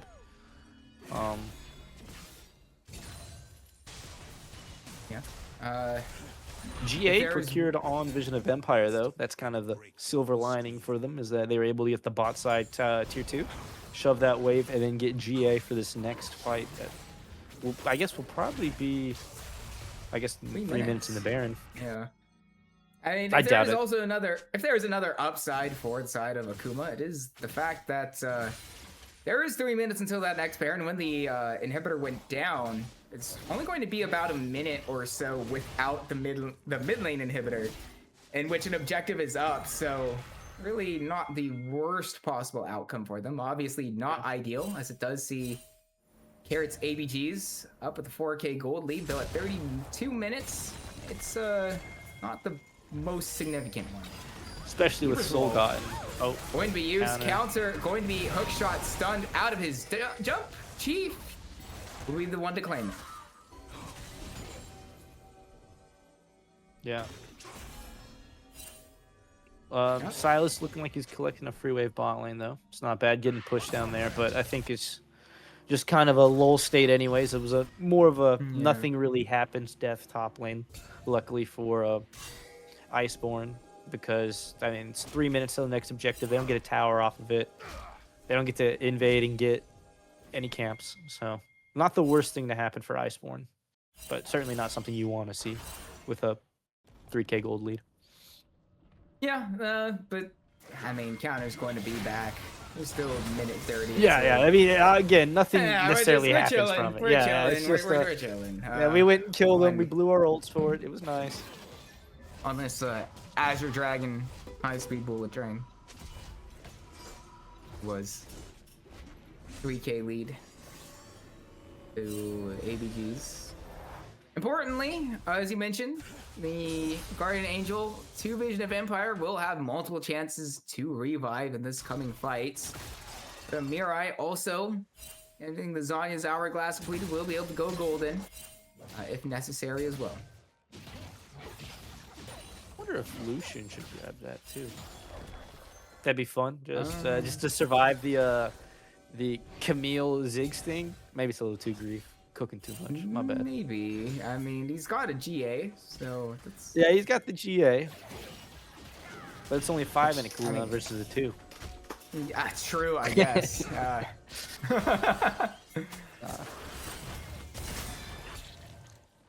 Seeker's arm guard. I mean, I guess for these fights, I don't know about fully committing to the Zanyas. But He's I mean, got I AP guess if you scaling had the somewhere. It's on his passive and ult, on right? his W And his W too. I think he's got 3 forms of it. Oh. Though, with their gold lead, it seems Iceborn's going to take control of that Baron first. They haven't cleared out. Oh. Katarina Blue. Might have overstepped a little bit, huh? I think a little bit more than a little bit. Mid-cool, going to Rocket Belt forward. Bill Murray won't quite be able to get over the wall. Culling will stop the advance for Akuma, but only temporarily. Blush the one to get the kill onto the bottom. Now Vision of Empire pushing even further forward, looking for a bit more before the side of Akuma starts up the Baron. But no support, no jungle for the Carrots ABGs. Means that Baron once again going to go the way of Akuma KTX. Looks like Vision's just looking to play goalie, make sure they don't get to the Baron, and make sure they don't end the game. Gold lead starting to slip, and they don't have Soul to fall back on. Looking a little rough for Iceborn. Yeah, I mean, and right as Elder Drake spawns as well, Akuma KTX going to get the Baron push, going to be able to get these waves away into the side of Iceborn Carrots ABGs. We're going to make it difficult for the ABGs to respond to any potential play that goes on to the onto the Elder Drake, which is up now. Vision of Empire still walking forward menacingly and take a pretty big chunk of health. Does have access to, yeah, that's a GA. We'll take a really big chunk though. Obviously, the revive will make it a little bit more, a little bit deceptive. Mirai going to have to use the Rocket Belt away. Bill Murray also having to flash away from Chief, who has been everywhere so far this game, forcing the issue the Envoy quite a bit. Oh, counter caught out. Weaver's Wall committed, perhaps a good aggressively. Chief trying to find the hook shot stun will come up just short, but it does open up an avenue to the Elder Drake for the side of Akuma. There is the push in the bot lane in favor of Iceborn Carrots. Katarina Blue spotted out, stunned up by the hookshot. Flag drag over the wall, completely removes Katarina Blue. No smite for the side of the Carrots ABGs. Mirai in trouble, and so will try to use the Grim Dove to get away. Will go into the GA at K-Hole. In the midst of 5 members of Akuma, nothing you can do. Flash forward from Blush to try to get Bill Murray, won't quite do so. The Satchel Charge going to actually get Bill Murray away, but the Ignite, the follow-up from Chief, able to claim it. No kills found into the side of Iceborn's Carrots. The push in the mid lane once again. Chief stops the recall from counter. That's all he needed to find with all these members coming through. Support doesn't really matter. Still finds the kill onto counter. And so game 2 goes into the hands of Akuma KTX Azure Dragon High Speed Bullet Train. They see themselves 2-0 up over Iceborn Carrots ABGs. This is not a position the Carrots are all at all familiar with. I mean, those last few, it's just always one fight in the end, pretty much from Akuma so far. They just find that one angle and instantly end off of it. They've done pretty good on that 2 games in a row, despite it being a back and forth game for most of it. And then, one ace. Yeah. And so Akuma, KTX, Azure Dragon, High Speed Bullet Train find themselves on match point, and maybe not as aggressively as game 1, but find one huge team fight, the first huge team fight that goes decisively one way, and then uses that to end the game. And so, I mean, Iceborn Carrots ABGs have their backs against the wall. We have not seen them in this position at all season. They have more losses today than they have all of this Blue Water Diamond League season, I believe. Hold on, I should know this. Season 15, I believe, of Blue Water League as well, specifically. So, yeah, we'll have to see how. Today. Because you said one match lost through now. Yeah, that's 2 added. It's and we'll see how Iceborn Carrots handle it. What they do in a position that they are completely unfamiliar with, which will get you the draft of after this short break. And so we'll see you there in a little bit.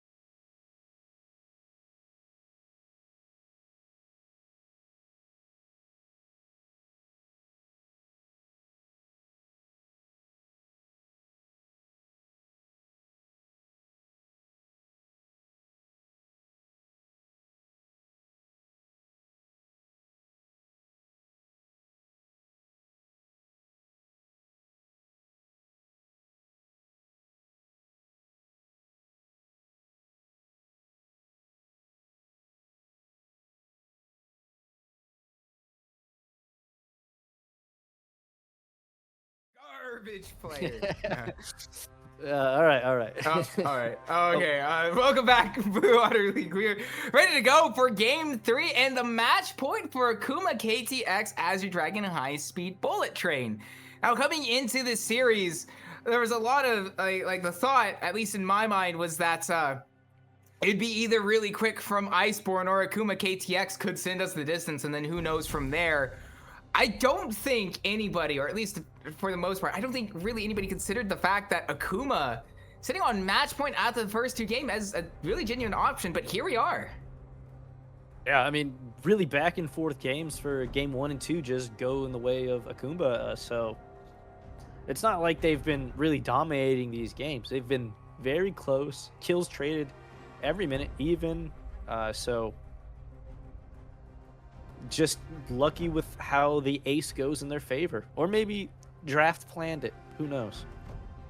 Yeah, and once again, Iceborn Carrot's ABGs going to stay on the red side, despite the fact that obviously 2-0 Akuma KTX, they're keeping everything exactly the same. I mean, we don't get salty runbacks anymore these days because Fearless is the thing, which, to be fair, great choice in my opinion. But I mean, this is about as close as you could possibly get to a salty runback these days with Iceborn Carrot's ABGs once again opting for the red side, keeping all three first bans the same.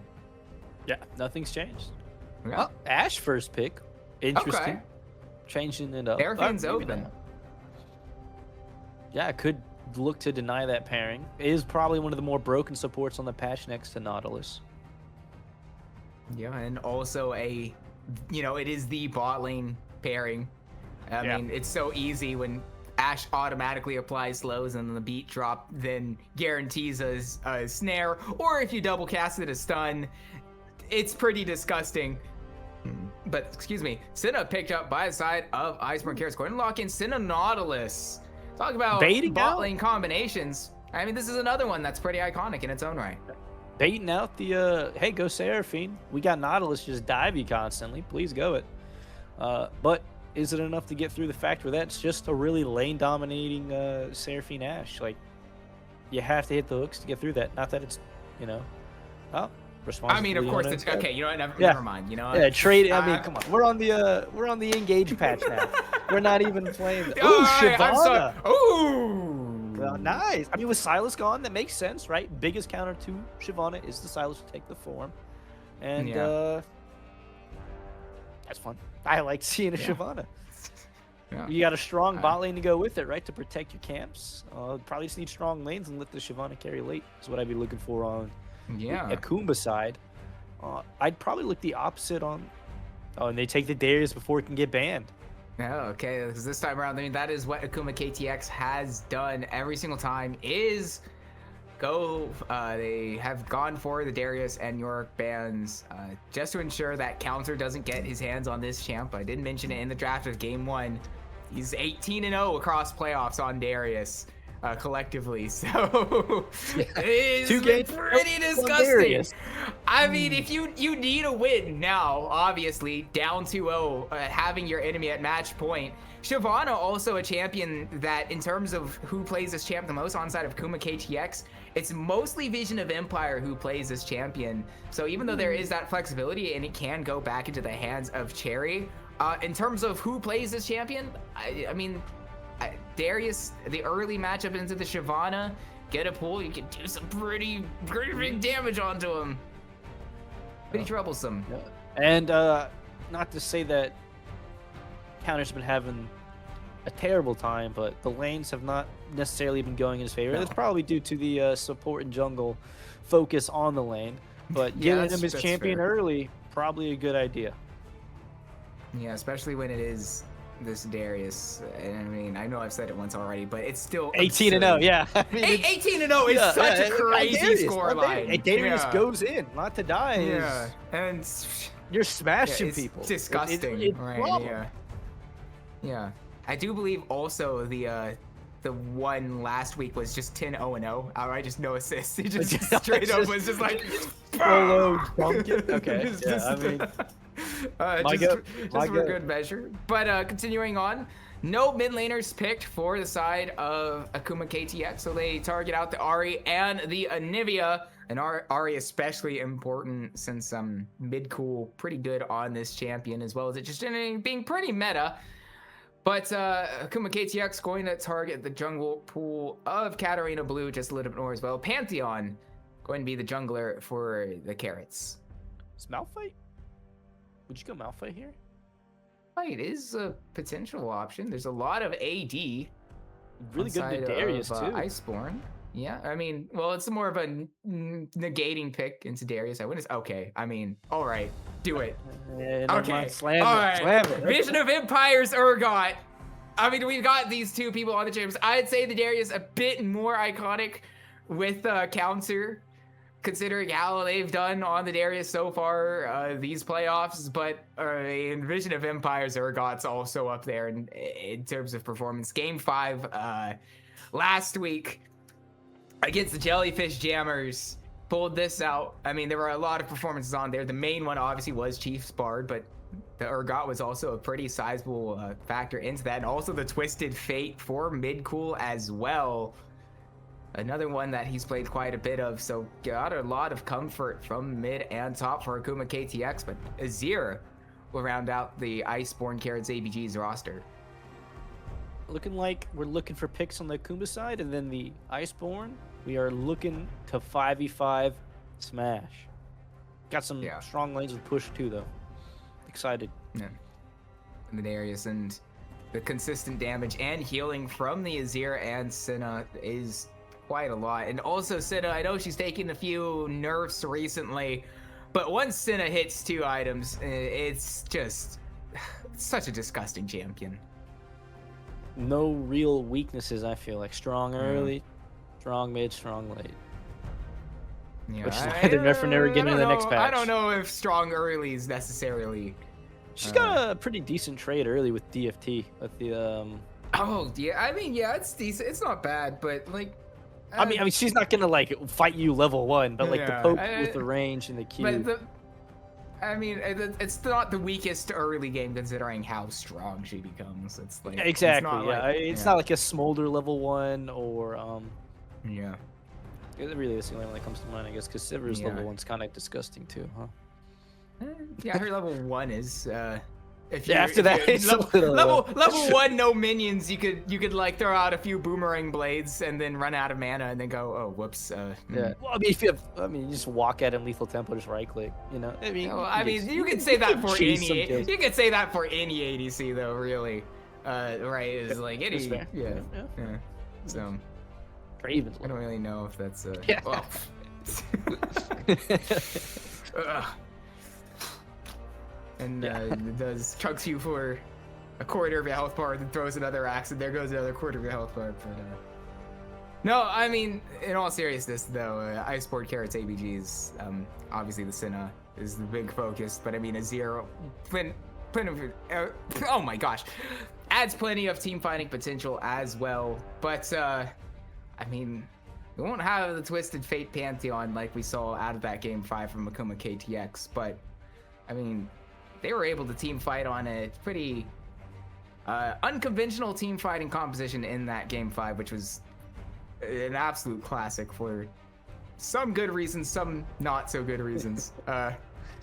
We'll put it that way. But with that, we'll see how Akuma KTX can play on a lot of their comfort champions, or if Iceborn Carrots ABGs can out team fight with the Senna, with the Azir, and send us through to a Game 4 with their backs against the wall. We will find out once we've loaded onto the Rift in just a few moments after spectator delay.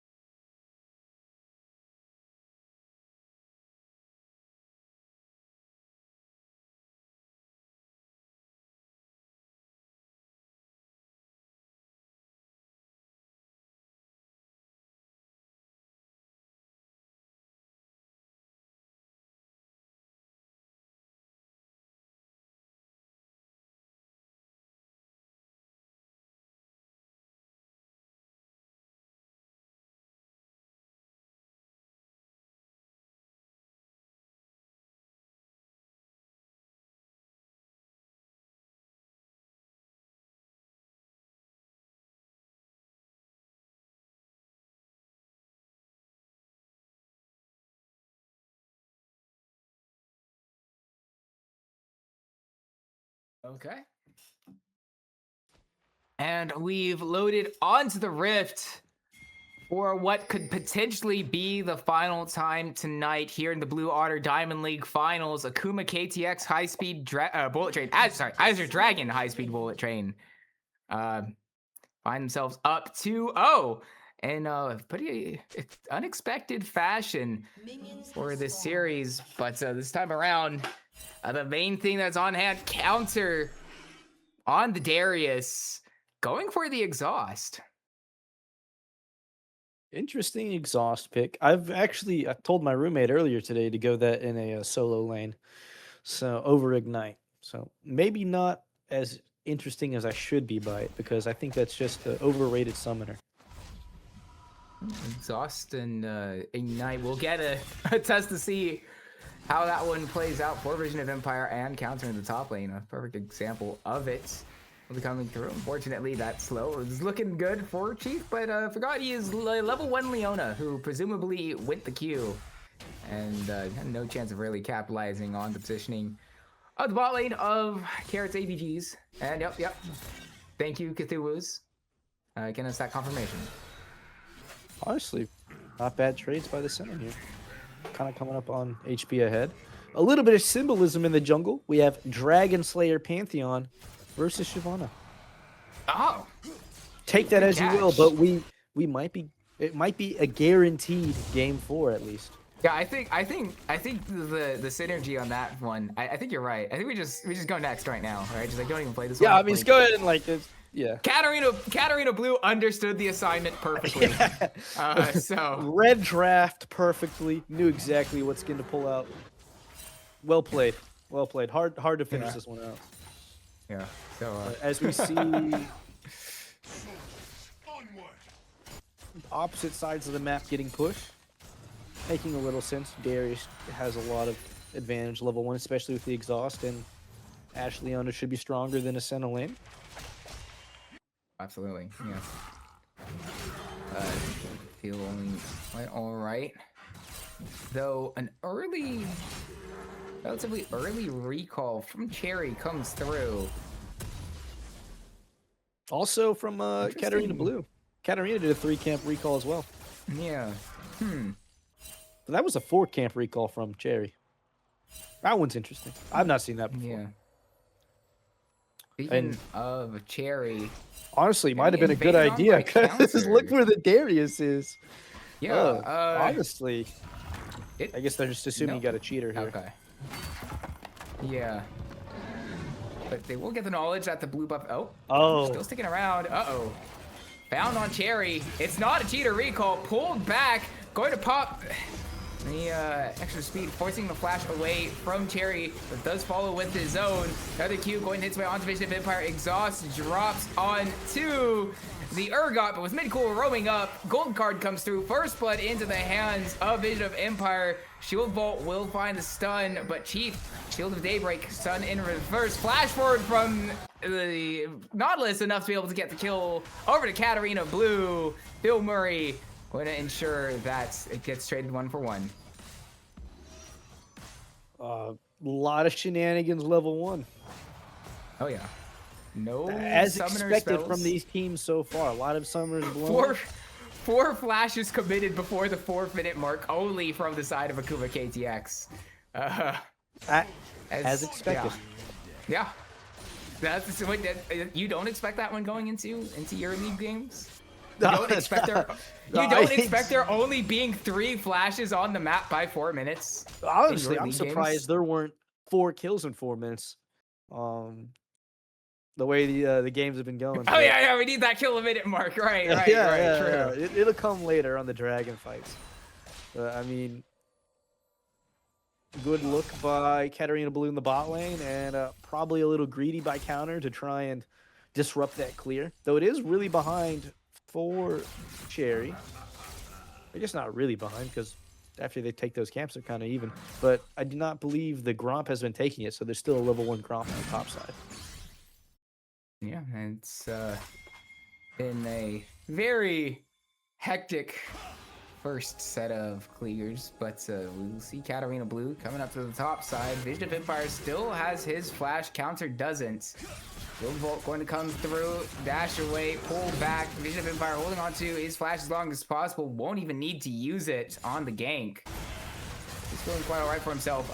Chief under tower, getting a huge chunk of damage going his way, but Destiny popped from the Twisted Fates. Will not use the second cast of it. Would have been very difficult under tower to kill off K-Hole, but it does dissuade away the 2v2 kill to the side of Iceborn. Protects his bot lane a little bit as they take a... Ooh. Vision of Empire's level 6, has the Fear Beyond Death, doesn't even need to use it. Perhaps? Holding on to his yeah, knight. no, Doesn't even burn Ignite either. Yeah, alright. Vision of Empire, very patient with his play, keeps all of his cooldowns for a later date. Those are the first 2 deaths on Darius in the playoffs for Counter. And it's coming up in an absolute timely moment for KTX. Not what you want to see it. Vision of No, Empire's you're just been not. having a really good series so far this finals. Yeah, Counter really has felt countered. Despite far. getting the counters, unfortunately. And then Well, not again, this time, though. Yeah, not this time. I mean, Yeah. the previous 2, yeah. But like with, I guess, the Camille was a real big difference maker in that, Yeah. because he did have the gold lead for quite some time. Looking for some bot lane shenanigans again. Knows those flashes are down. Wants to capitalize on that. Blue, one look away to the bot lane once again. No, as you mentioned, no flash for Chief. Does have the heal, will use it. Will be enough to get Chief the move speed needed to escape. I'm surprised Chief took that even without knowing Katarina Blue was in the area, because that was a really large minion wave. But I guess Leona's just that tanky and is able to walk out. Yep, the Eclipse. Listen, just a little bit of health, but still able to collect the wave with Blush. And Eclipse does give you a lot of resistances. Is the go-to second ability level.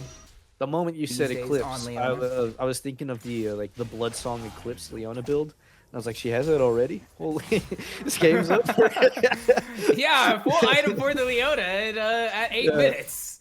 That's, I've seen it before. It's not entirely troll, I think. Oh, Rome topside by Bill Murray. I don't know if they'll get much of a look onto Vision of Empire. Still He smells has something. access to the Flash. He's smelling something here. He's just letting him freeze that wave. I guess he's afraid of also the Pantheon Grand Starfall as well, knowing he's up here. Yep. Not even necessarily related to the fact that Bill Murray's up here. Yeah, and considering Counter's Flash has come off cooldown, it'll be really easy for them to follow on any escape attempt that they might try. So they call Cherry up to have some extra level of safety for Vision of Empire. Won't find much else.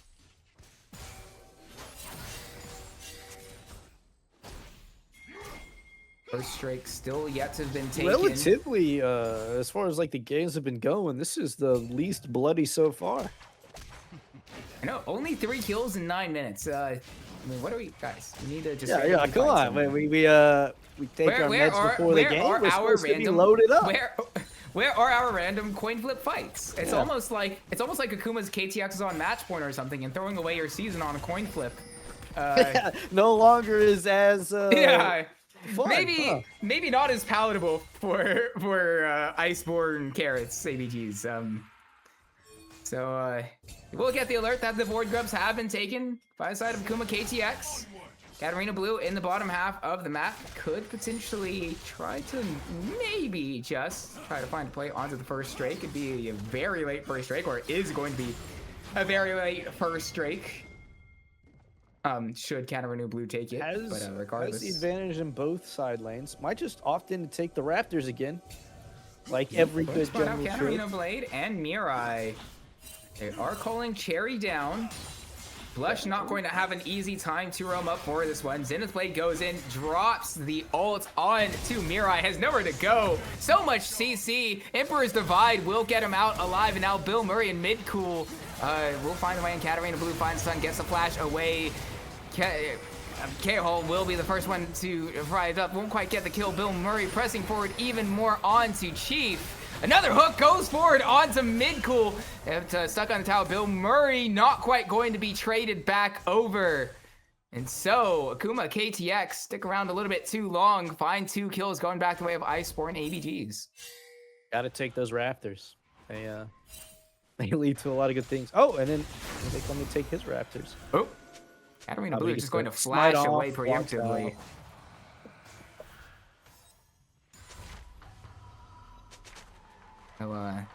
Yeah, Katarina Blue has been looking on every single Raptors respawn, I feel like, this series. It's what they do. It's the tasty thing to do. Try and get those chickens.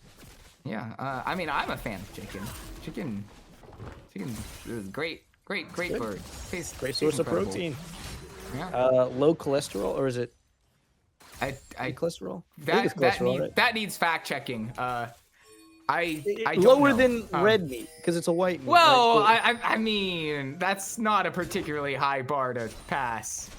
If we're being honest, it is cholesterol, right? Let me look this up. I think so. Well, for red meat, it is. Taken. We've got more important things to discuss in a match point final. Later. In a match point final, we need the accurate thing we're looking for. We need to look up dietary information of chicken. Well, before we get to that, Counter. Blue stuck under his tower. There is no wave for the side of Akuma KTX just yet to try to find a dive. Counter does have exhaust. He's going to start up his recall. Will be countered by Vision of Empire. It is canceled. The recalls once again also canceled by Akuma KTX. They're going to look for this dive. It is taking a hot minute. Katarina Blue also waiting for a grand starfall to surprise the side of Akuma. Counter comes through. Chief way too far under tower. It's ramping up, and the teleport from Mirai shows up. Double kill for Counter. Completely baited Akuma KTX into an absolutely favorable play for the side of the ABGs. Waiting a little too long for that play to develop. Obviously, they knew it was coming. Waiting around with the Pantheon ult, having the TP on standby. Able to capitalize really greatly on that. And take a 3K gold lead at 12 minutes. Yeah, and I mean, double global ultimates for the side. I guess one's technically semi-global.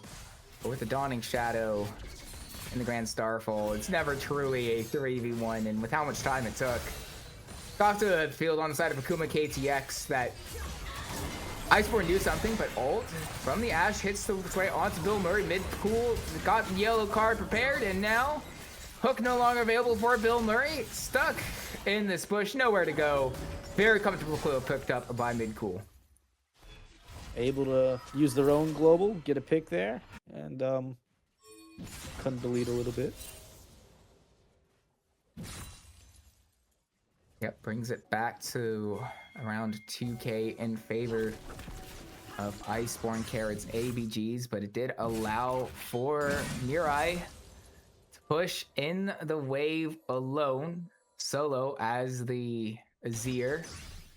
Going to be all right for them on that front, and kind of evens out the resulting play just a little bit. Lot getting committed straight to the mid lane for the side of Iceborn. Mid lane's a party. Yeah.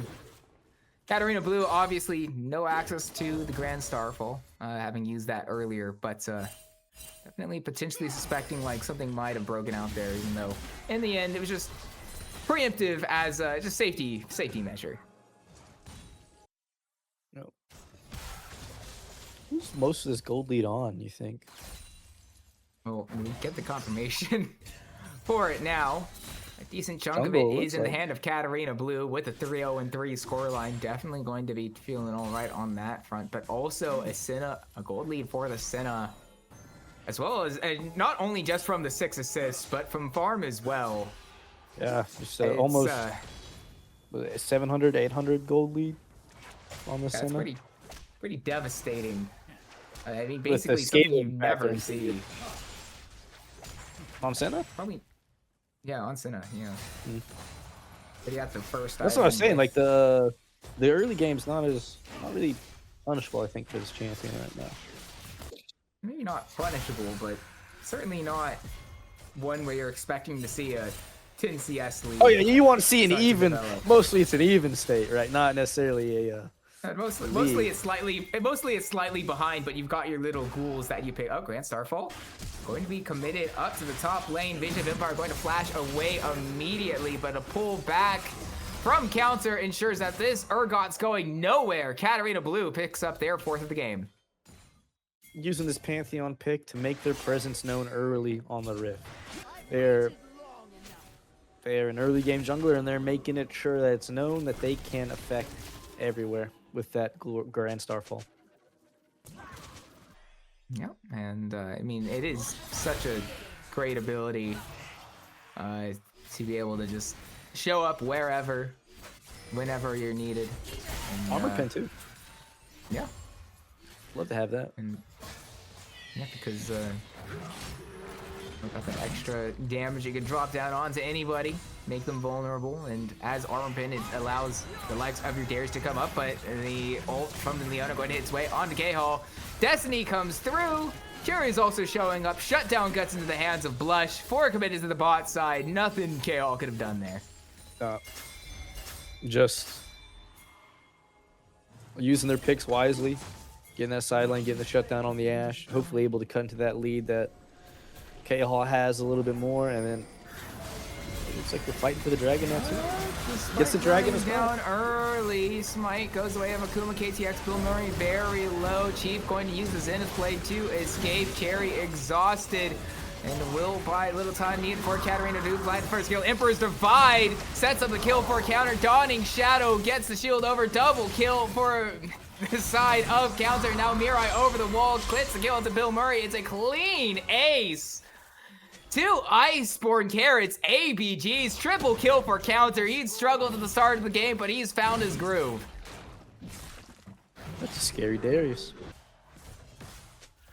Yeah. I think apparently Yomu's Ghost Blade is the item for Darius. Yeah. And a fancy little and the QSS. QSS thrown in there too. I guess if with no merc tread, it's nice to go that. Since you probably want the plated steel caps into the Urgot. Oh, Jen Crystal Arrow.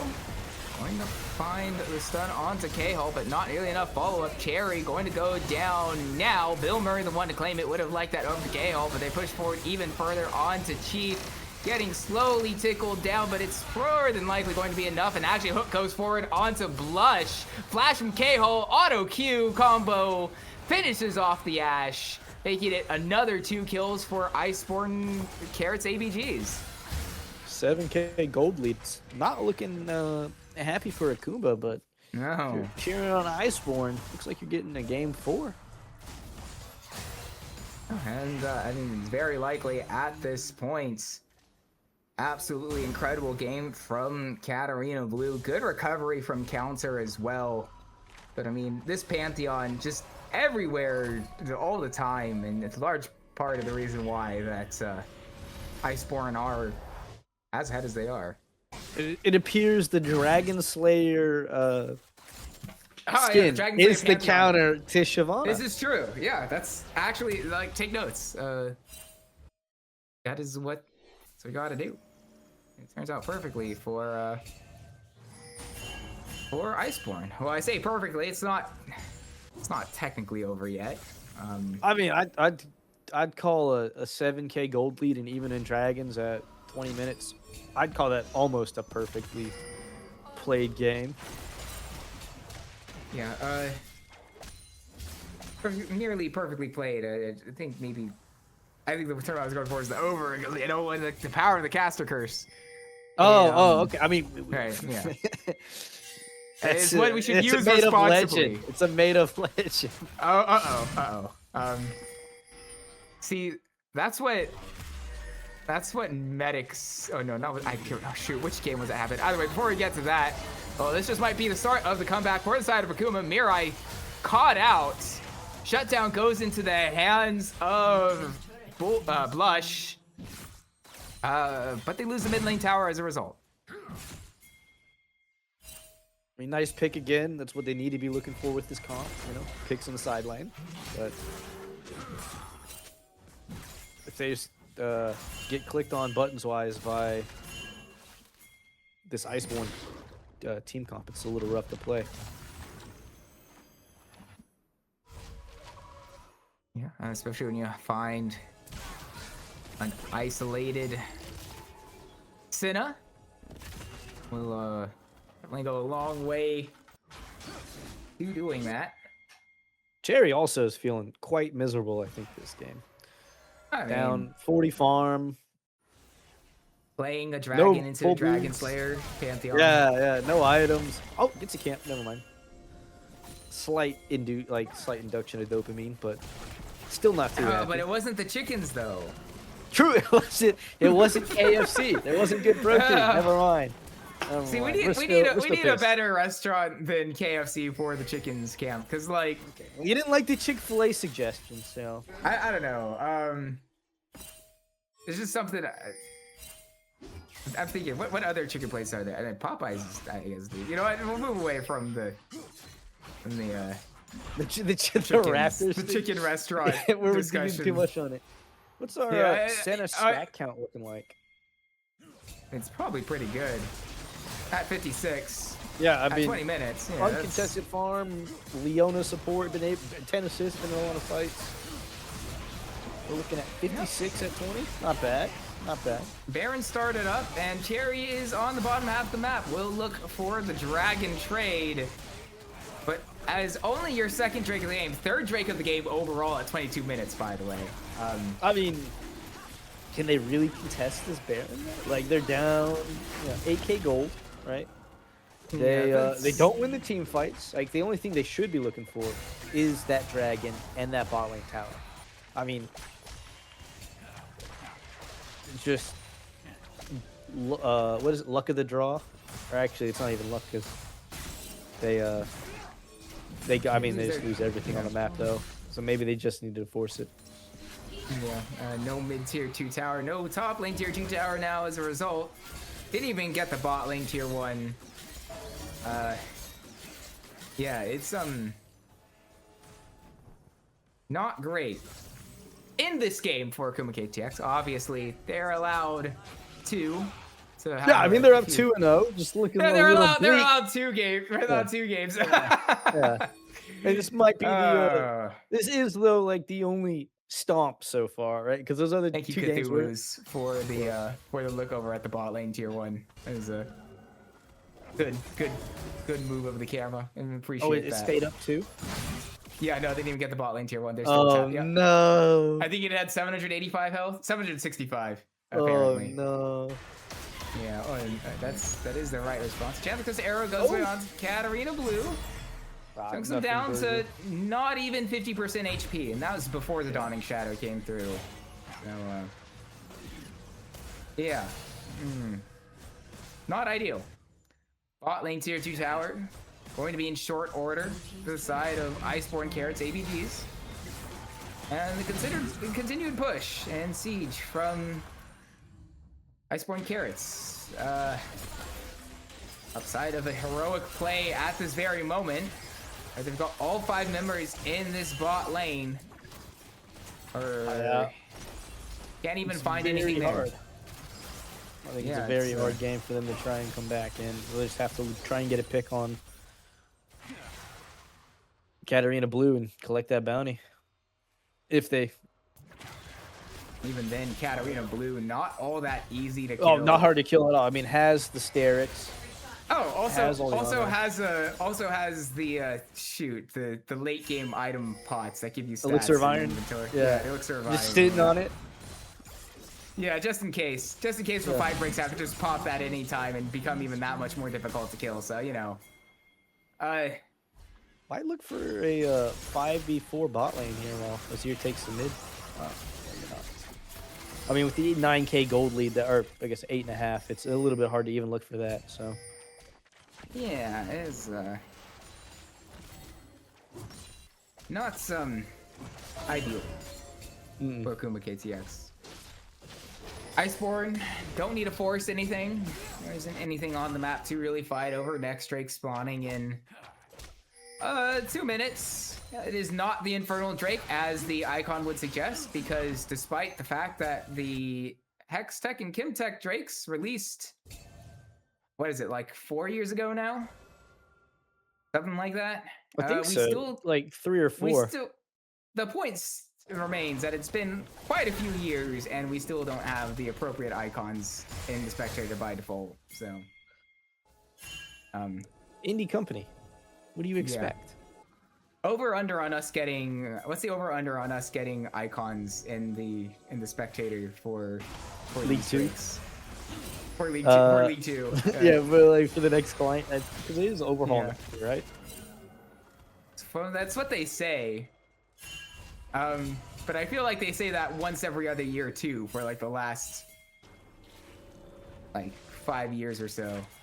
Katarina Blue, when he hit by a gold card, Jennifer's arrow drops over the top, stunned up for a long time, wouldn't be able to flash away. Dragon's Sin comes through, they commit so much onto Katarina Blue. Fear Beyond Death finally gets the shutdown over to Vision of Empire, but they've committed a ton. Mirai on the wrong side of the map, stunned up by a gold card blush to be able to get it. Chief going to flash away over the wall, snared up. And counter with the Noxian Guillotine claims it, but it is currently 2 for 2.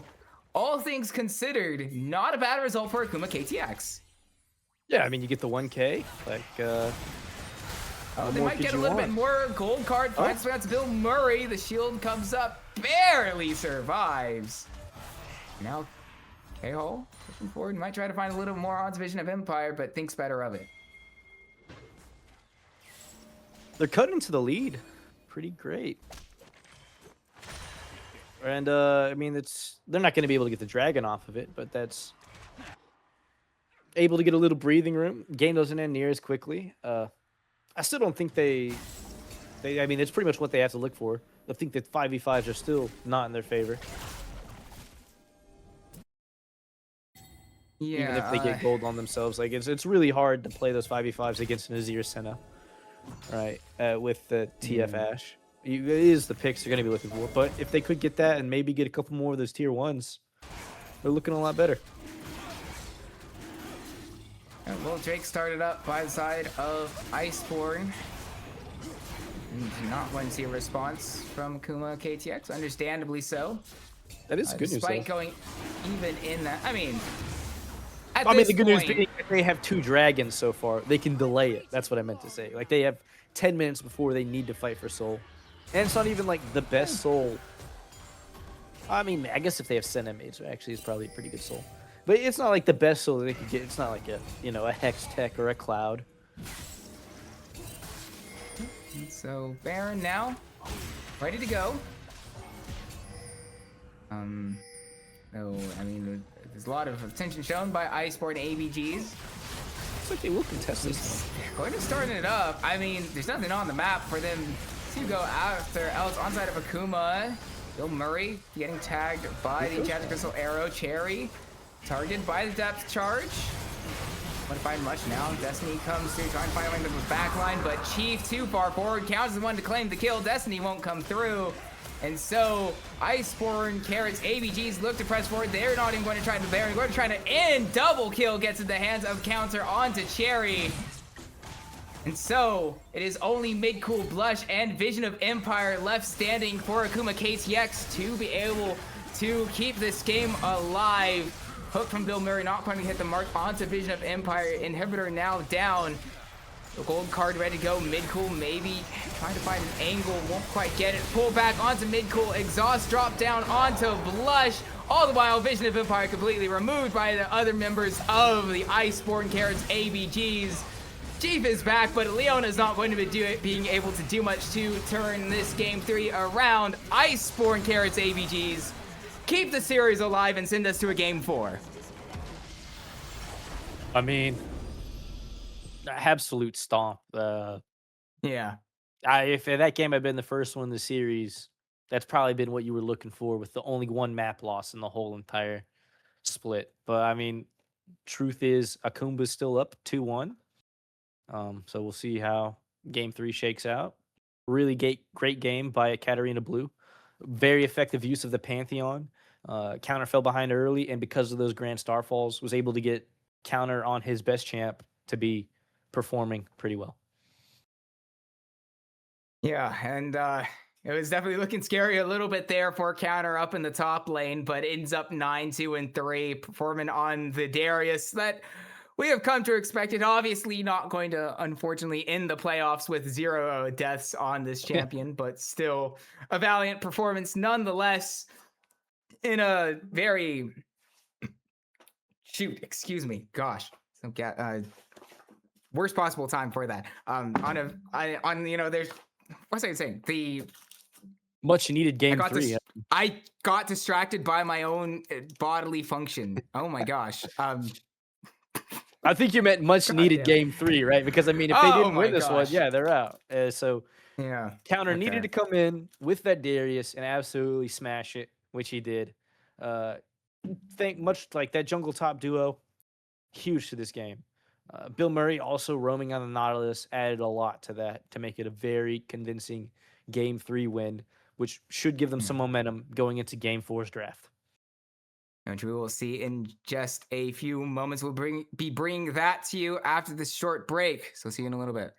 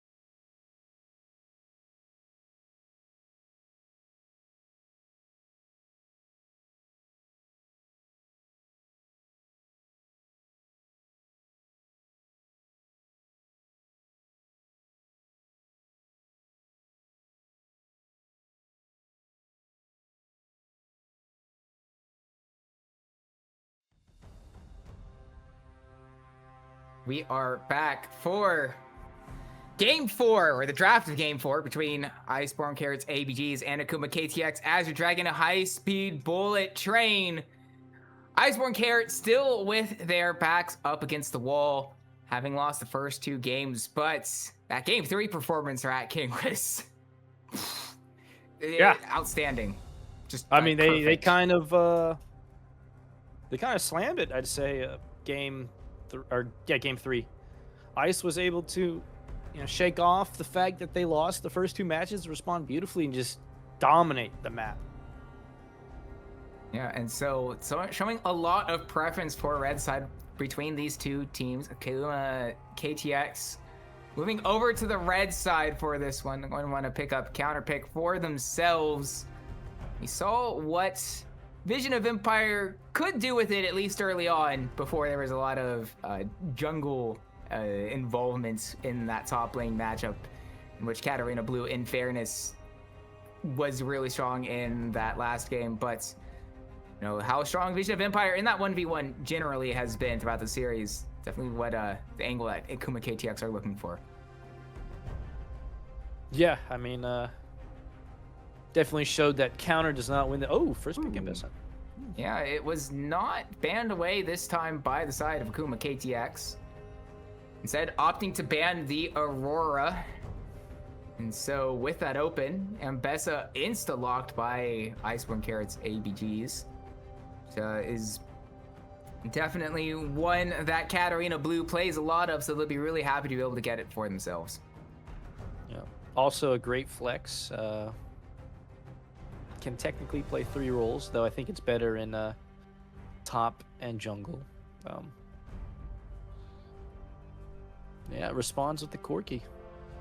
Yeah, Blush popped off on this pick last week with the Corki. Went 17-0 in game 1, I believe. It was definitely a really large number in 0. It was like 17-0 and 7. Fact check needed, but absolutely stomped on this Corki in said game 1. They're going to be pairing it with the Rakan this time around, though. And so the response, Lulu Yunara insta-locked one after another. Very strong bot lane 2v2 when they're showing up together. So I was a little interested by the fact that they insta-slam the pairing, right? The 1-2 Corki Rakan. But I think Corki generally has a good time bullying the Yunara. Now the Lulu might be able to alleviate that. Oh, and here comes the possible Sejuani top. Vision of Empire does like playing the Sejuani. Still time to send it elsewhere, though, into the jungle, and the immediate ban away on the Trundle. Very wise choice on that front. Because, obviously the flexibility of Ambessa doesn't mean that they'd have to put the Trundle in any particular place. So long as it goes into the Sejuani, it's going to be feeling great. So, yeah, very, especially if it's very in that prudent ban. Extended lane top lane. Oh, yeah. Which is, at this point, with most teams, not likely, but with Akuma KTX specifically, and with Vision of Empire specifically, I'd say it's relatively likely that, now if you lock in Bel'Veth, I mean, it's absolutely guaranteed. Yeah, I've drafted this before many times. I really like the Sejuani Bel'Veth. It's a fun combo to play. Do enlighten. Well, it's just you try and solo kill that top laner as many times as you can, and then you just play around the Void, the Herald. You just kind of try and break the base open early. I mean, with the Corki picked as well, that's what that team looks like they want to do. And with Skarner locked in on the side of Iceborn Carrots ABGs, definitely a very strong team fighter now that Impale able to hit multiple people. It can certainly do quite a bit of damage late on. So can the Rise and the Yunara. So Iceborn Carrots ABGs want to be playing this one as long as possible and slow down the high-speed bullet train. A tale of 2 comps, one could say. Later and then early. Someone's been reading Charles Dickens titles, I see. Just a little. Just a little. Yeah. I mean, you got the stash for it too. It's perfect. Oh my god. Oh my goodness. Time to twirl it. You Yeah, see, but actually, I mean, Cassiopeia gives a little scaling for that late game. Beats the Rise in the 1v1. But interesting two comps. I'm excited to see Belveth in pro play. Or not, but amateur league. in an comp organized play, environment. comp play. Yeah. It's also a Cherry Classic. One of them. She has a lot of those, to be fair. Apparently, Quite a Gwen's few, also yeah. the classic. So yeah. I don't know if Gwen's a classic word, but like Morgana's, I'd say Morgana is a Cherry Classic too. One that comes out when is needed most. When the time calls for it. Morgana jungle from Cherry is. So you're I'd say saying it's if kind this of a game classic. somehow goes the wayside, Game 5 is going to be the the Morgana Cherry jungle, Morgana. yeah. The Cherry Morgana jungle is going to run the show, assuming we get to that point, or at least there's a potential for that to happen. It's one that she's gone for not only once throughout these playoffs, but also last Blue Water Diamond League season had played it a couple times in those playoffs. So certainly one to potentially look forward to if we do get a Game 5. But Akuma KTX, as you mentioned, very strong early on, and I mean, I've kind of said it already, but I do kind of want to focus on Blush on the Corki because this guy's performed on the Corki every single time he's had it in his hands. I think he has a pretty good lane for it too. The Yunara Lulu might struggle against that early game comp with the Corki Rakan and Belveth, especially if Belveth comes down with the upgraded form from the Void Grubs or the Herald. Yeah, so we'll see if Akuma KTX Azure Dragon High Speed Bullet Train can use that early game potential to propel them to a 4th championship in 5 Blue Art League seasons for the Akuma organization, or if Iceborn Carrots ABGs can slow things down, they can put a halt to this train and send us through to a Game 5. We will find out in just a few short moments after the spectator delay once we're loaded onto the Rift.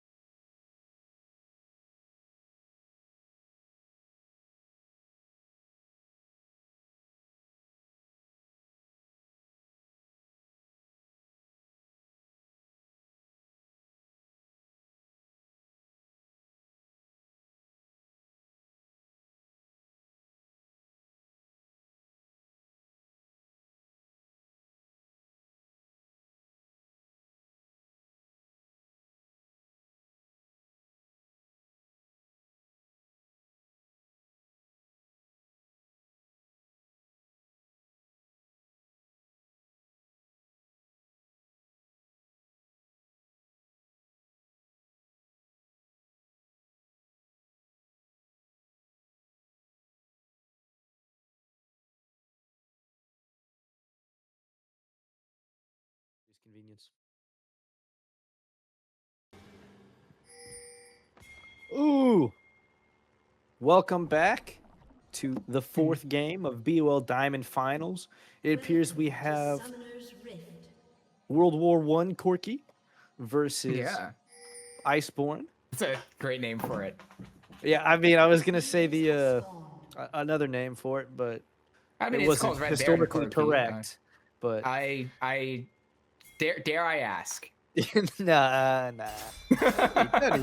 Despite the pre-lobby, we're pre-lobby shenanigans, we do have Mbessa top and Rise mid. They kind of flexed it a little bit, trying to fake us out on the cast as we were watching, sitting in the Rise top lane and the Mbessa mid lane. But we get normal rolls for our champions. So, early trade.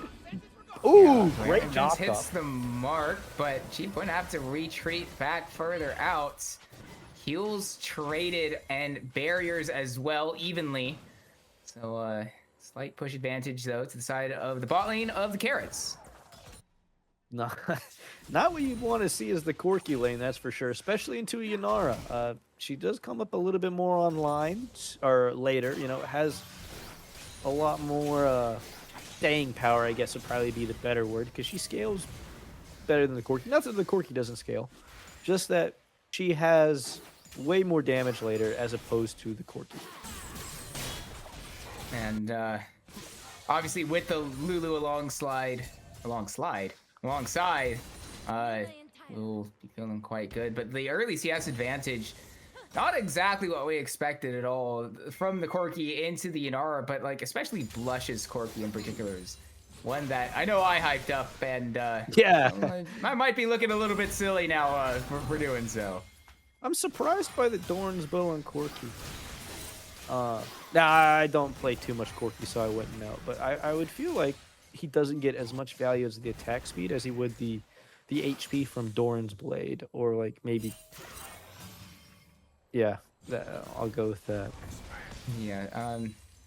I don't know No. what they normally go, to be honest, though. So I could be wrong, because like I feel like Lucian should also go Doran's blade over Doran's bow, but some people just like the attack speed and the scaling. I guess. Mid cool, going to pop Ghost. Mirai flashing over the wall, followed by mid cool, but you got a Skarner right there, waiting for you. First blood goes over to Katarina Blue. I mean, I guess rage bait successful. Mind control. Yeah, I worked. mean, baited him into it. Both cooldowns burned for just flash. Maybe assumed Skarner was on Wolves instead of Raptors and could trade that quickly, or just maybe got a little too what the bloodthirsty. assumption was. Rather than I just mean, take that is probably the most correct thought process of what happened with mid cool, is that they thought they could just follow over the wall. But I mean, they saw Katarina Blue in the mid lane with that Ishal's impact used, and they saw Katarina Blue head over to that side of the Yeah, map. it's So the bot side. Yeah, it just must have been mind and it's odd. bloodthirsty. It's odd. It's odd. Yeah. I mean, if you Low think you health can solo bars. kill. Low health bars have an effect on people. That Yeah, I mean, especially if you like. Yeah, I mean, Akuma is ahead in this, but Mira has been playing a lot. I mean, better than mid cool. So I guess if you can get a solo kill on someone outperforming you, it does kind of do something to the brain chemistry, right? It's like, I got this guy finally. So yeah, especially when it is someone like Mirai, who is throughout this playoffs gotten so many solo kills, and not even just the playoffs, just the season as a whole. Felt like a vindicating moment. That unfortunately did not come through. But Jerry waiting in the wings. no flash. No flash on Mirai. Does have a knockup available. Will miss it. And so Mirai will get out safely. Well played to Mirai. No Storm Surge even, just dodged everything Jerry and mid cool had to throw at them. Yeah. Click better. That's Yeah. that's the takeaway. If you want to win more League of Legends games, just click better. Yeah. 5-head. Yeah. That's the trick. All right. So I've been told now. That's I thought it was macro. I've been wrong. The whole time. That's Gosh, I don't. The subreddit's kind of dead, but there's a joke that was called Korean Advice.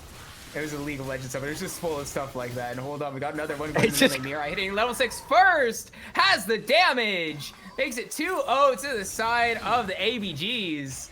Find themselves up 1k gold now.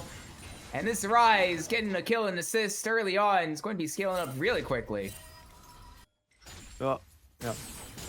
I would like to say, luckily, Rise had counterpick, but that's not true. Yeah. So unfortunate start for Midcool. Sees himself down 0-2, and almost 1k. I believe if my math is correct, about 600. At this point, is also looking like Midcool wants to go for the scaling build as well, with the two stacking items tiered inventory and looking to build towards the Rod of Ages. Mirai looking potentially just go straight for the Seraph's Embrace. Public Execution going to hit the mark onto Vision of Empire. Quite low. Does have access to the Ignite as the advantage. The camera shift away. A really odd one, but it confirms what we were thinking. Kill to the side of Vision of Empire with the Ignite burning down. We'll see it now. Get a replay of it. Interesting ult in by counter there. Maybe underestimated their damage. Again, could just be the low health bar effect, thinking I got the stun out. Surely this ult Ignite break won't kill me, but unfortunately proves wrong. For at least for counter. Obviously, yeah. They trade bot lane. Yeah, I don't think this shouldn't amount to too much. Barriers traded on either side. It's nothing much more than that. Health bars getting slightly a little bit lower than they were, but as you mentioned, counts are not quite.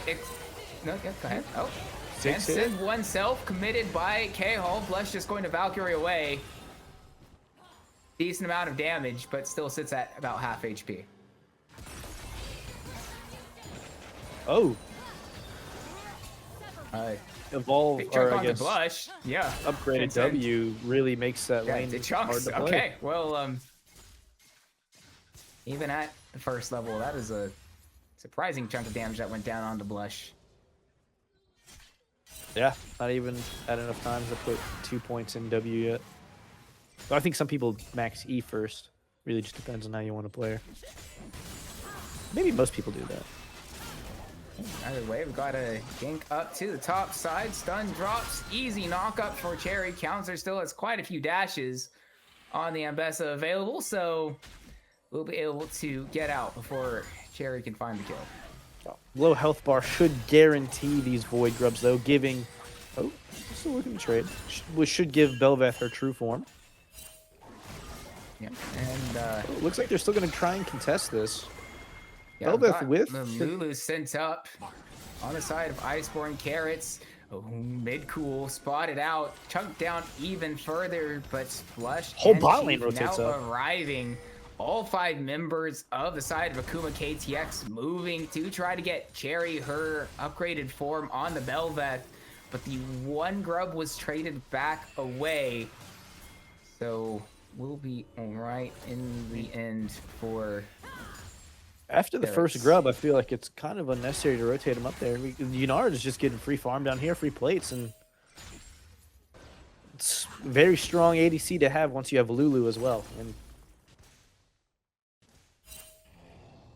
yeah, not what I would like to see on the side of Akuma right now. Yeah, 25 CS advantage, 2K Hall. As a result, AK Blitz going to be doing quite good. As they scale up on the side of Iceborn, not really much of a care in the world for them. So once again, like Game 3, we've got a really slow early game. It's, the side of Iceborn really don't mind. Surprised, I guess Skarner hasn't been too active except for that one kill that Midcool kind of flashed at him for. But surprised to see Skarner actually up farm in this. But And, I guess trading away the 2 objectives for it. Though they did get the 1 grub. Feels fine, I think, because the amount, as mentioned, the scaling available to Iceborn will be. Oh yeah. I know. I was just Yeah. saying. I was surprised to see him, like a Skarner at farm, because I don't think the clear is necessarily the. Here we go. The first Raptors invade. I've been waiting for it. Yeah. This time it's Cherry though. Yeah.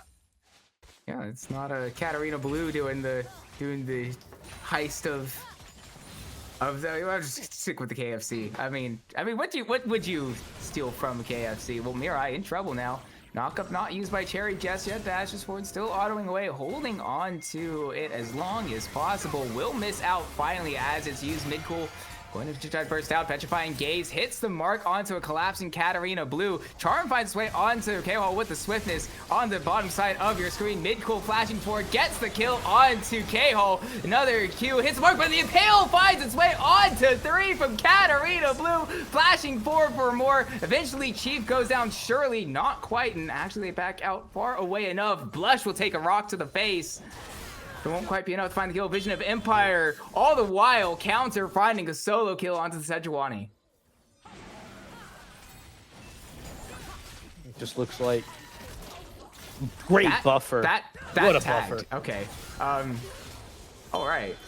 Stand still in E. Get hit with the buffer ult. Well played by counter. And honestly, that fight by Miroa, able to basically just face tank all of. I guess probably because Roa, able to face tank all of the Belveth's damage and just chunk her out while also fighting the Cassiopeia at once is what kind of won that fight for them. Yeah, didn't matter that A-Hall was in an odd spot. Not early on. I see that first item right on Sejuani there. Oh, another gank coming through onto Mirai. Will get hit by the miasma, so the Realm Warp does not come through. Shutdown goes into the hands of Midcool. Good gank.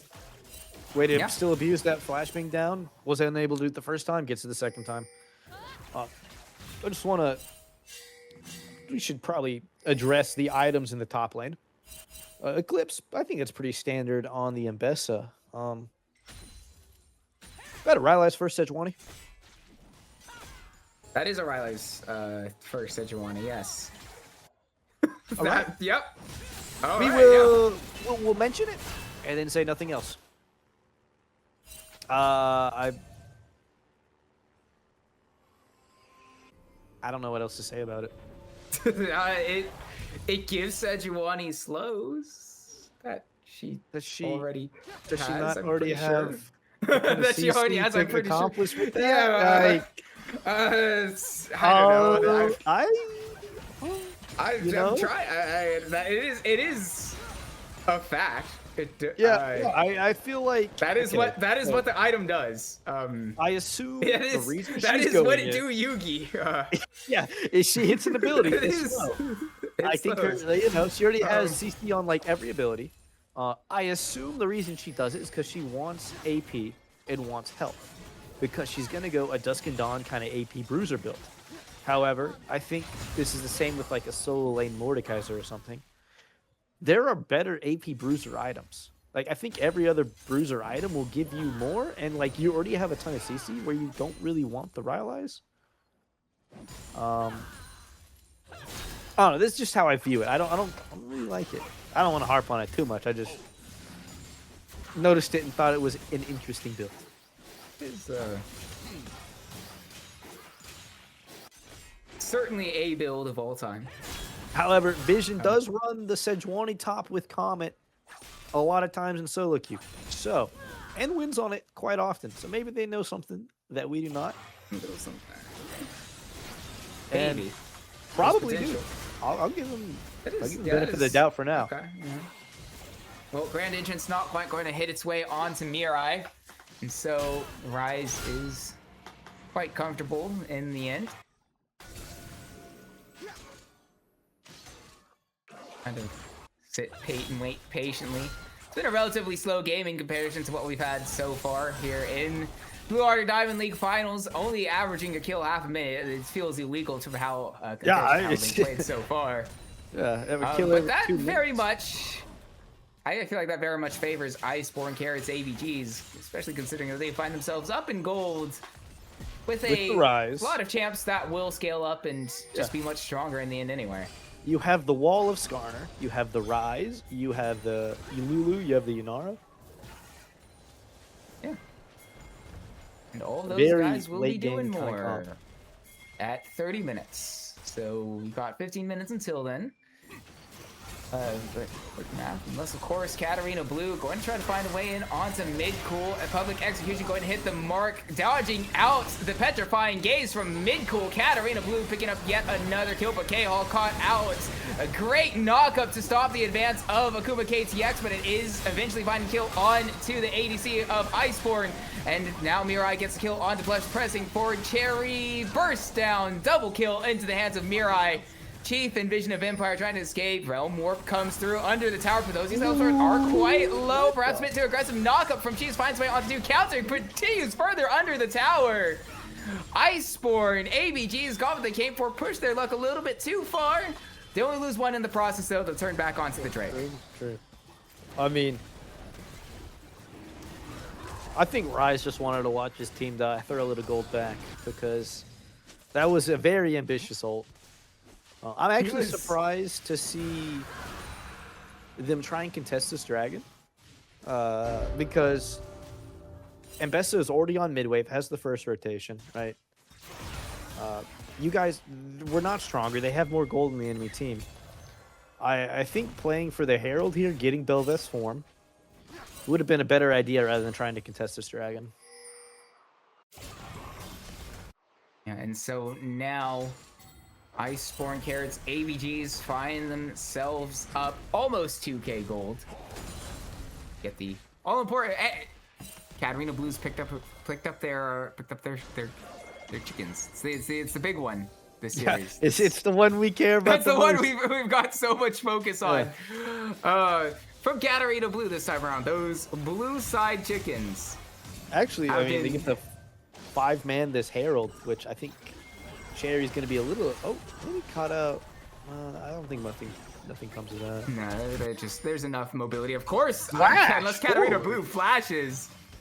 Right as Katarina Blue flashes right. Directed cam pulls us away. K-Hole also transcended oneself. Never mind. This becomes a lot more fightable of a Herald for them now, because we've blown Flash. We don't have Flash Impale. To the relief, I suppose, of Akuma, we are throwing cooldowns as Iceborn here over this Herald. Yeah, but still, Akuma find themselves down a decent amount of gold, and all this time passing, we'll have a decent amount of time until that Impale comes back up, as well as Transcendence of oneself for the Nara. But now, finally, KTX starting up the Rift Herald, and well, counter will spot it, and I don't think there's going to be a contest from the ABGs. I mean, without the Yunara ult, without the ability to flash Impale, it just becomes a really impossible fight for them. I mean, Yunara's budget really is a lot into how her ult works. Even if she has the first item Power Spike, once that's gone, Belveth is able to get her true form. And this is really kind of where she shines, right? Is with that pushing power with the Herald. So this is where, around this kind of like next couple minutes, is where Cherry's going to try and look to expand this, or get a lead, I suppose, since they don't have one currently. Vandal pipes second on Vision of Empire. All right, now this makes no sense. Okay, like I was with them on the, like if they went Dusk and Dawn, I was with them on the Rylai's first. But like, why not just go Dusk and Dawn in the Vandal pipes? I mean, is it like a gold issue? I think she has goldly top lane. She's just wanting over the Mbessa.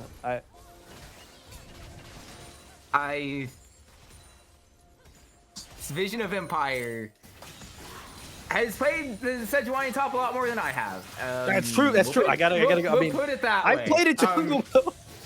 I don't think I would consider the Mid cool ulted that last minion. What? That was. You saw that, right? Yeah, it's on cooldown. That was the petrifying gaze. Maybe it's because E is right next to R. No. No emote. No mastery flex for us as well. Just gonna raw dog the ult like that. He's just going to ult one minion on half HP. Yes. Yeah, I mean. You ever wonder what that singular ranged minion did to mid cool? Looked at it. Well, before we get to that, we'll have time to think about it. Public execution going to hit its mark onto Cherry. Stun followed through, but Akuma KTX not going to follow up on that. Instead, just back away. Ooh, wait. I might see the cook here. Okay, what is it? Does Rylai's... Oh, got a little trade here. Just a couple autos. Grand entrance. Yeah. Would Rylai's... That procs Bando Pipes, right? Yeah, I would probably. Yeah. I assume so. It's an but at the same time, ability. So does every other ability on. So does everything on Vision of Empire. So.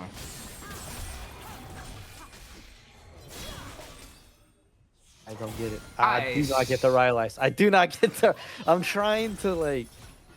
I need to stop harping on it. It's making Pipes me. Also, I mean, it makes sense for like Sejuani because all of her abilities are like immobilizing Bando Pipes I'll give.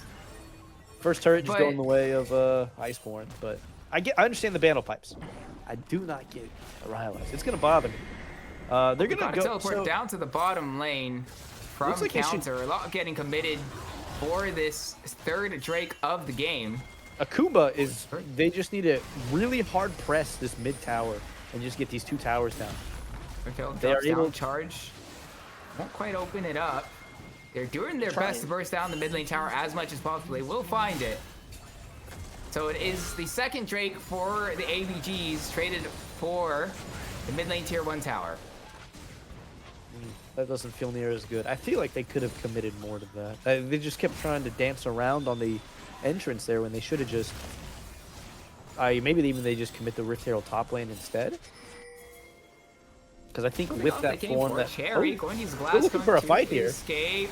Glacial Prison not going by that mark, but counter will be ground forever. Huge Naga finds his way onto 3. Cherry finds his way onto counter, but K-Hall's left completely alone, autoing away, finds the first kill onto Vision of Empire, has transcended oneself, and the Realm Warp in will find the kill onto Chief Mirai, playing really aggressively on the rise, but Cherry will trade back. Bill Murray 2 for 2. K-Hall has more than enough damage to kill off Blush to make it advantage to the side of the ABGs. Mid Cool and Mirai on the wrong side of the map. Flash forward from Katarina. Blue will get the distance needed to close down Mid Cool, who's got plenty of move speed, trying to slither as fast as possible. Shut down from Cherry, gets the kill on to K-Hall off screen, which we've got a rewind of 15 seconds for. Oh.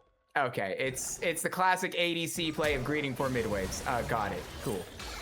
Got out the Yunara flash at least. Or not Yunara, Bel'Veth flash. I'm not gonna hate on it too much, but that is certainly a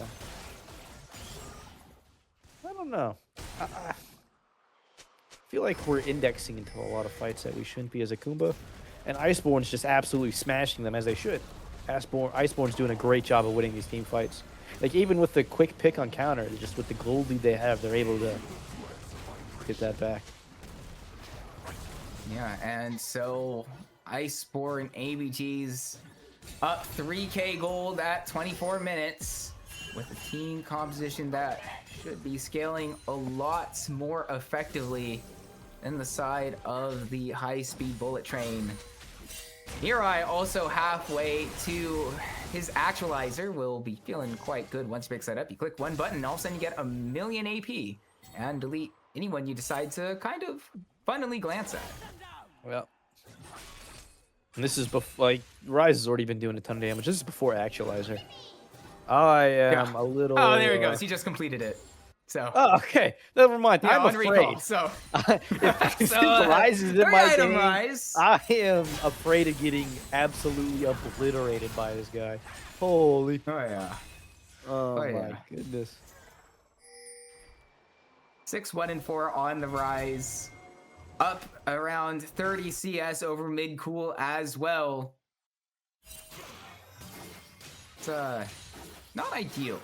Not ideal No, we have an early for game the comp high-speed as bullet our train now. Akuma bros, and we're losing early, and then also not using, like, I think we have a really good split push potential if we're cheering for the side of Akuma here, but I don't think we're using it that well.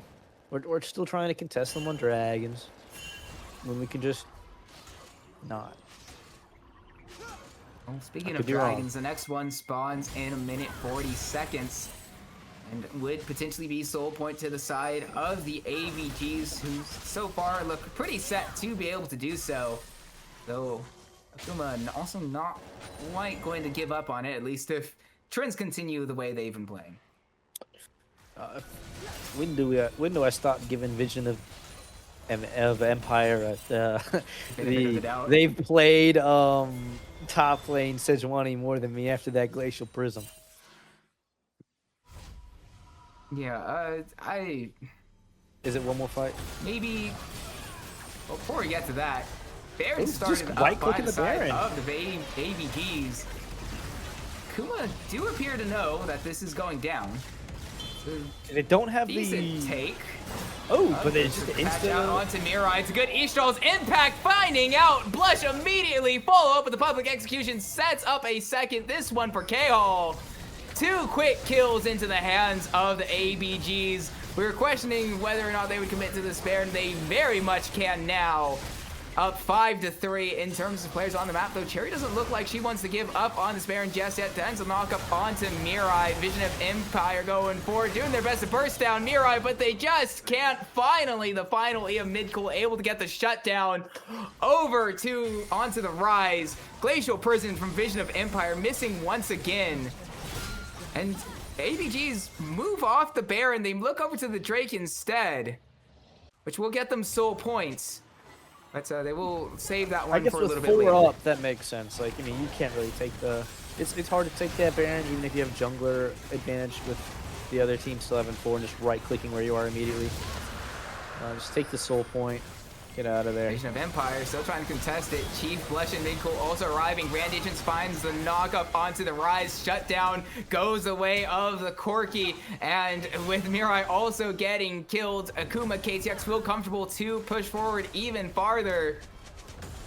We'll just get the 2 and back away. Though they turn to look to the Baron. Katarina Blue is up. There will be another 25 seconds before K-Hall respawns. I was gonna say the one thing that the only one reason why I Aggressive wouldn't teleport. Counter with a very aggressive teleport. Stuck in the middle of everybody. Impale finds way onto 2. Public execution goes to the back line, but Bouncer very quickly bursts down with all the members of Akuma KTX around to be able to collapse onto. Oh my gosh, the actualizer damage from the Rise is a lot, but not nearly enough to find the burst onto Midcool to fully find the kill. And so yet another ABG goes down. And this time for real, Akuma KTX high-speed bullet train start up the Baron.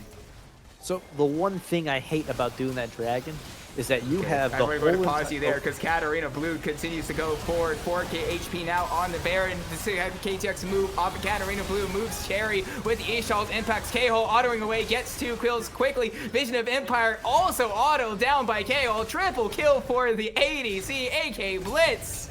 Turns it around, and so, no, this time actually for real, the Baron is going down.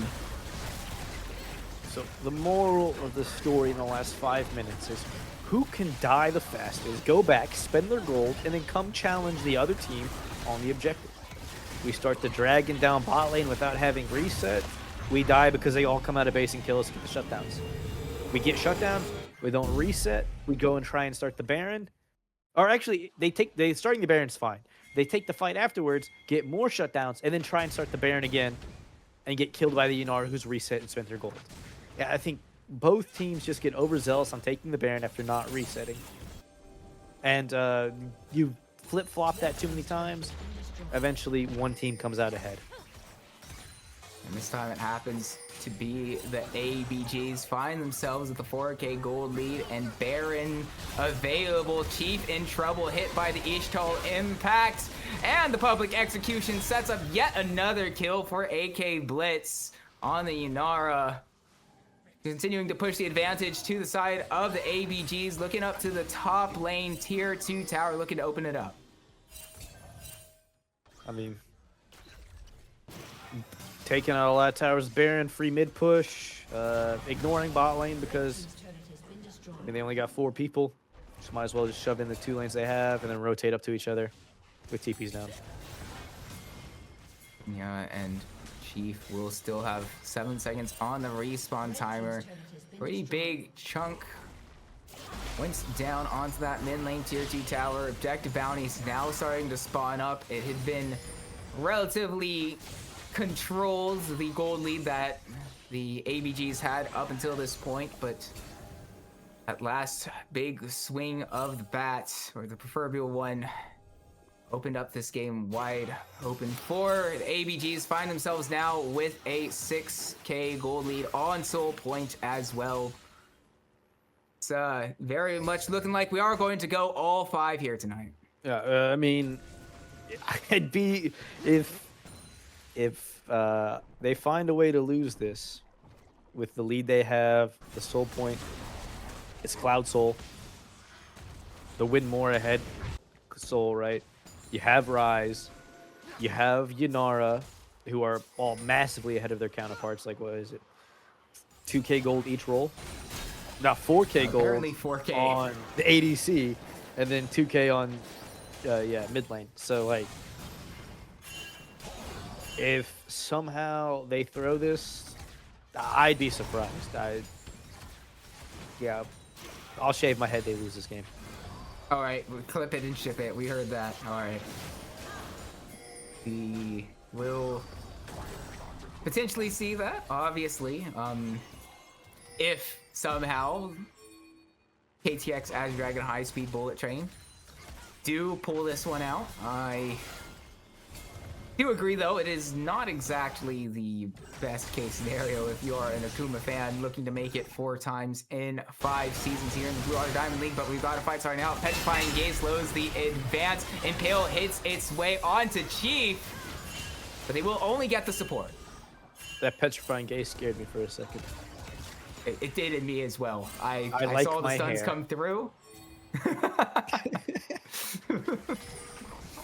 Well, Soul Point Drake started up, and that is a Vision of Empire who is gone immediately, and the public execution hitting its way onto Blush to add insult to injury. Counter the one to pick up the kill. And now Soul Point's very comfortably going, not Soul Point, the Dragon Soul, Cloud Soul will very comfortably go the way of Iceborn ABGs, just to give them yet another thing to help them close out this game for. I don't know.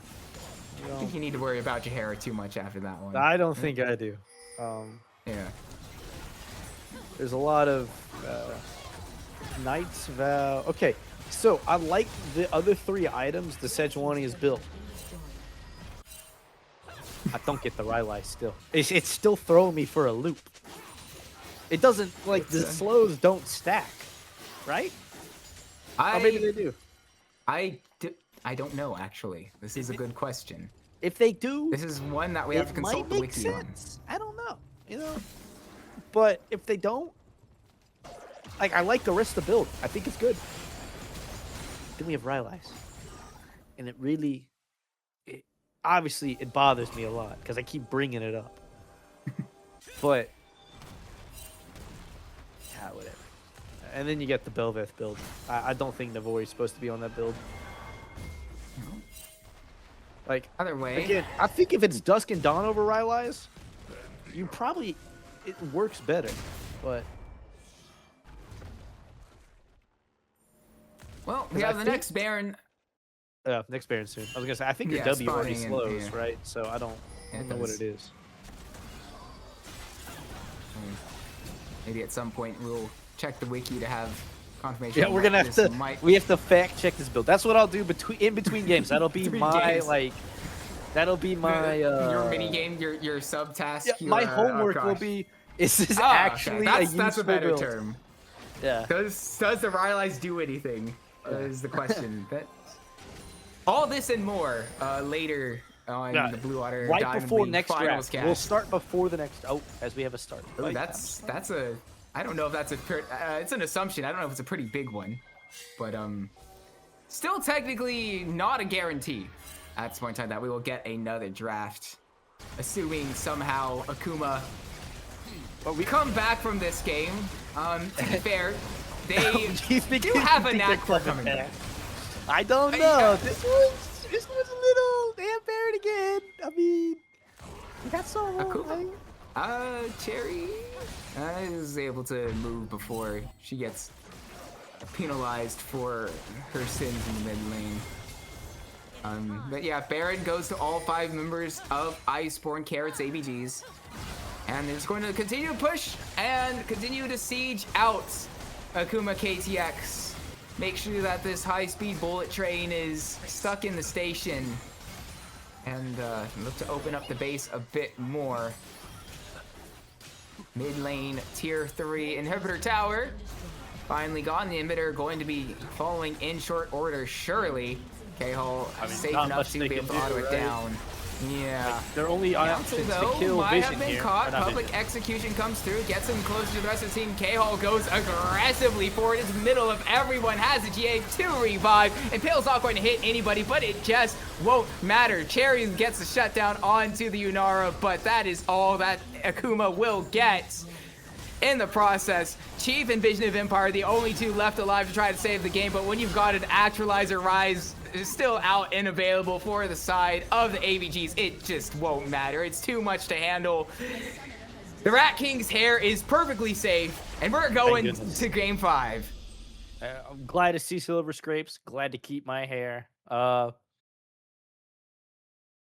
Excited to see what side Akuma chooses. I assume it's going to be red side again. That red or top side counter has been a big contention point, right? I don't think either team has won with top side counter though.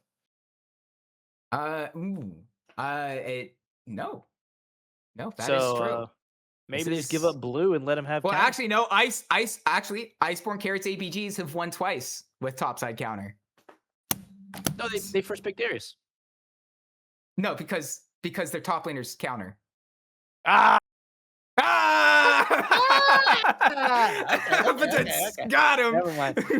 I give it up. Okay, good call. Yeah, actually. Well, with that, we will look forward to see if Akuma KTX Azure Dragon high-speed bullet train can prevent the reverse sweep if they can get this train going again that they were riding so high and mightily after the first 2 games, or if Iceborn Carrots ABGs can do their best G2 against top esports impression and complete the reverse sweep. We'll find out the start of which will be the draft in just a few moments after this break, which we will bring you.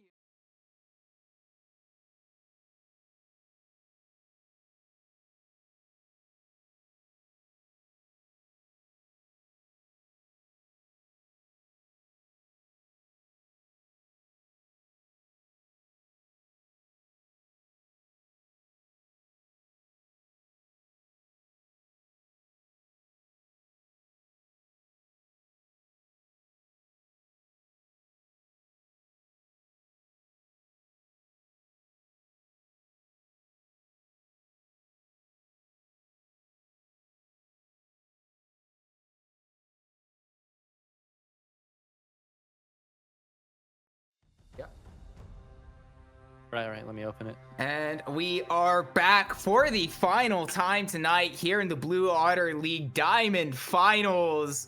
Akuma KTX Azure Dragon high-speed bullet train started out 2-0. And it was looking like they might upset the odds to win in quick fashion, but here we are, it's going the full distance. Iceborn Carrots ABGs before today had only 1 loss all season. There are a few question marks about whether or not they'd be able to understand the position they were in and how to play it, since they were never been pushed like this from any team. But clearly, now that we're here, Rat King, they've stepped up to the plate and have, fully proved any doubters wrong. Yeah, they've responded beautifully to the 0-2 start, getting it to 2-2. We finally have a swap up on side select though. Look at this. When we first pick Monkey. Oh, Great jungler to pick.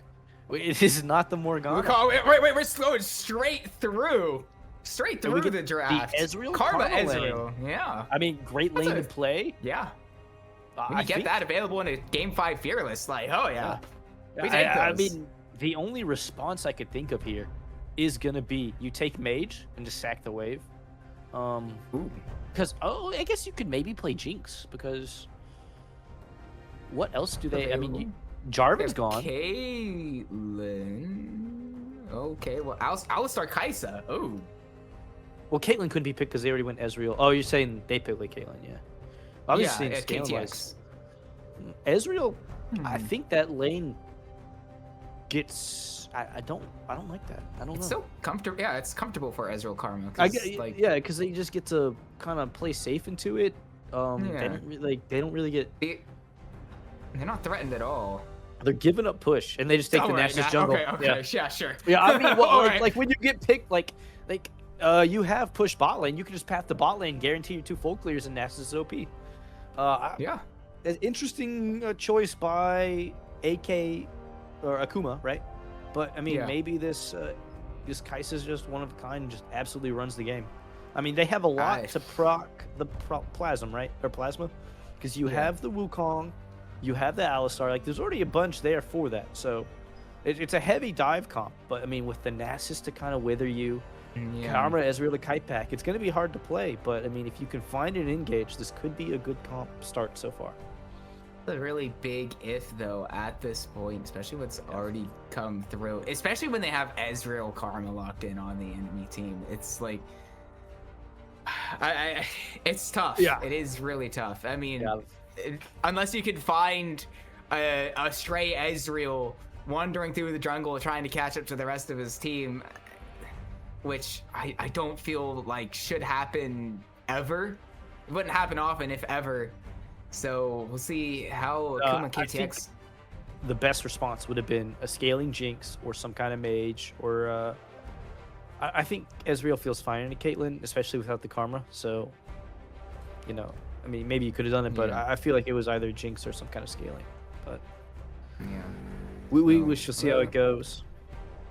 And so, Iceborn Carrots ABGs in the second round of bans going to be taking away the Ahri and the Xerath.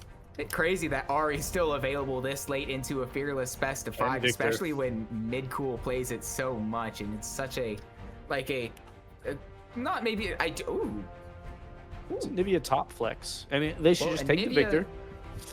Yeah, I mean, Anivia's interesting to go blind. I mean, Anivia's pretty strong though, but yeah, Victor. Anivia is like one of the premier blinds because you can play it in 3 roles. One of them's already been selected though, right? So, but I mean, like that top mid flex still is there, especially if you take an aggressive top lane like Vision's been doing, because Vision's just except the Sejuani, of course, but Vision's been kind of popping off. So I think to neutralize it, you pick the Anivia to neutralize that lane with the with Vision in mind, right? I also on the Anivia pick, this is like a bit like semi-adjacently related. It's funny how like pro play manages to switch things up, because before Faker pulled this out at the last Worlds, everyone's like, if you suggested Anivia, people would have called you crazy because they would consider a terrible champ. But now Anivia is like just, as a result of it, has been explored as an option and now is available everywhere. With the triple flex, and it's such a prevalent part of the meta, and crazy that the side of the ABGs can't pick up this late. And like honestly, in general, aside of Iceborn Carrots ABGs picking up the champs they do in a best of 5. And in game 5 of a Fearless best of 5, sorry, it's kind of incredible that they've managed to pull out this draft. Yeah, a lot of these champs are gone early. I was yanked by a Mordekaiser pick here. They were making me happy for a second. I wanted to see Mordekaiser. And Aatrox is still good here. You got a lot of low range people. I'm a big Aatrox fan. I mean, you got Shen, Kaisa, Alistar, Wukong. Victor can play from range, so maybe he's good here. Can win the top lane much easier than Mordekaiser can. He's threatened by Shen a lot, so good R5 pick. I really favor the Ice draft here. Iceborn Yeah. really. I don't even know if they draft. I think so too, right? Because like Akuma KTX, they've indexed so hard into the dive, but I mean maybe they can kill the Anivia, and then after that, yeah, I don't. So you do that. Yeah, And then, it's like the dive is really hard to go off with here. And they just slam dive so early. I feel like you got to pick Kaisa later in the draft once you see more champions, and then also into a lane that you enjoy. And I don't think Ezreal Karma is going to be that, but we'll Yeah, see how they play so- it out. But as it stands, I favor Ice's side of the draft way better right now. Yeah, clearly we, as casters, are favoring the Iceborn Carrots ABGs as their draft to be able to complete the reverse sweep. Obviously, the game is not played in draft, or not fully played in draft. There's been plenty of times where drafts have lost and then won the game. So see what angles Akuma KTX can pull out, if they can defy expectations, if they can stop the reverse sweep coming through from the Iceborn Carrots ABGs, or if, you know, the Carrots keep up with what they've done, because so far, going into it, they've been really strong, which we will find out in this Game 5 after the spectator delay.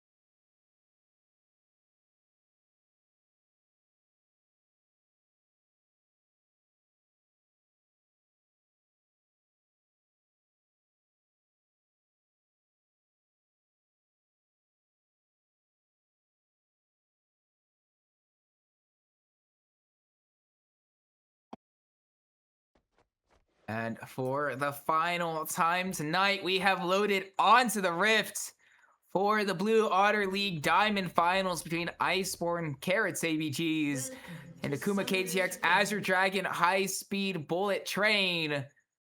ABGs looking to complete the reverse sweep for this one, and at least from the draft coming into it, I feel like the sentiment from us seems to be that it seems that they're very comfortable to be able to do so what they've got for themselves. I think the way they get through this is they play through the guy who's been doing the most right now, and that's the top side on Vision of Empire. And he took the Ignite to try and do that. So We'll really trades a bot lane. have the extra kill potential up there, assuming that can get counted quite low. Also, Ignite applies grievous wounds into the likes of Aatrox, going to be particularly important. A summoner has disconnected. Oh, uh-oh. And we have a Katarina Blue pause. disconnected. Okay, I don't know if you saw last week. Did you see the Blue Water Diamond League series last week on cast? Perhaps, right, King? No, I did not. I did not. Okay, so all of the jellyfish jammers, the XSV jellyfish jammers, who was Akuma KTX was playing, they were having connection issues all night. And so we were paused quite a bit throughout that series. Rue, he's English, so he's 8 hours ahead of myself. Didn't finish his cast until 6:30 a.m. in the morning for him. I hope that doesn't. And so, since we have a disconnect from the Carrots, Well, let's take a look at this. Take a look at the map real quick. What do we have going on here? We've got same side clears matching, right? Probably Yeah. Wukong looking to defend his Kaisa, because they should get poked out and maybe looking to gank I heard that. the reconnect sound. Oh shoot, never It mind. shouldn't take too long. They unpaused. Hopefully. Okay. Never mind. Back to live. We should, at least some point. The pause is still on. We are still on the screen. Once you get to see our beautiful faces, but any moment now, assuming we get an unpause, I see play will resume in 0, but still on the pause screen. So, yeah, don't know what that is. Love to see that. Okay, there we go. We're back. And fully transition over, and really, this time around, we see it around. Okay, Heavy cool. trading mid lane to start off. Ooh, Q catches top lane. As expected, pushing bot lane. Wukong and Nasus both heading towards that bot side. Kind of weird to see. I think the Nasus normally starts on the blue side, but maybe I have that backwards and he starts on red, so he's blue later. But looks like we're all just passing towards bot side. This is the first time this happened this game. I think every other game has been opposite clears. Yeah, and I normally I would say part of it is like kind of defaulting to the most common play of starting top side and then heading bot has been typically what we've seen a lot of so far this year in general.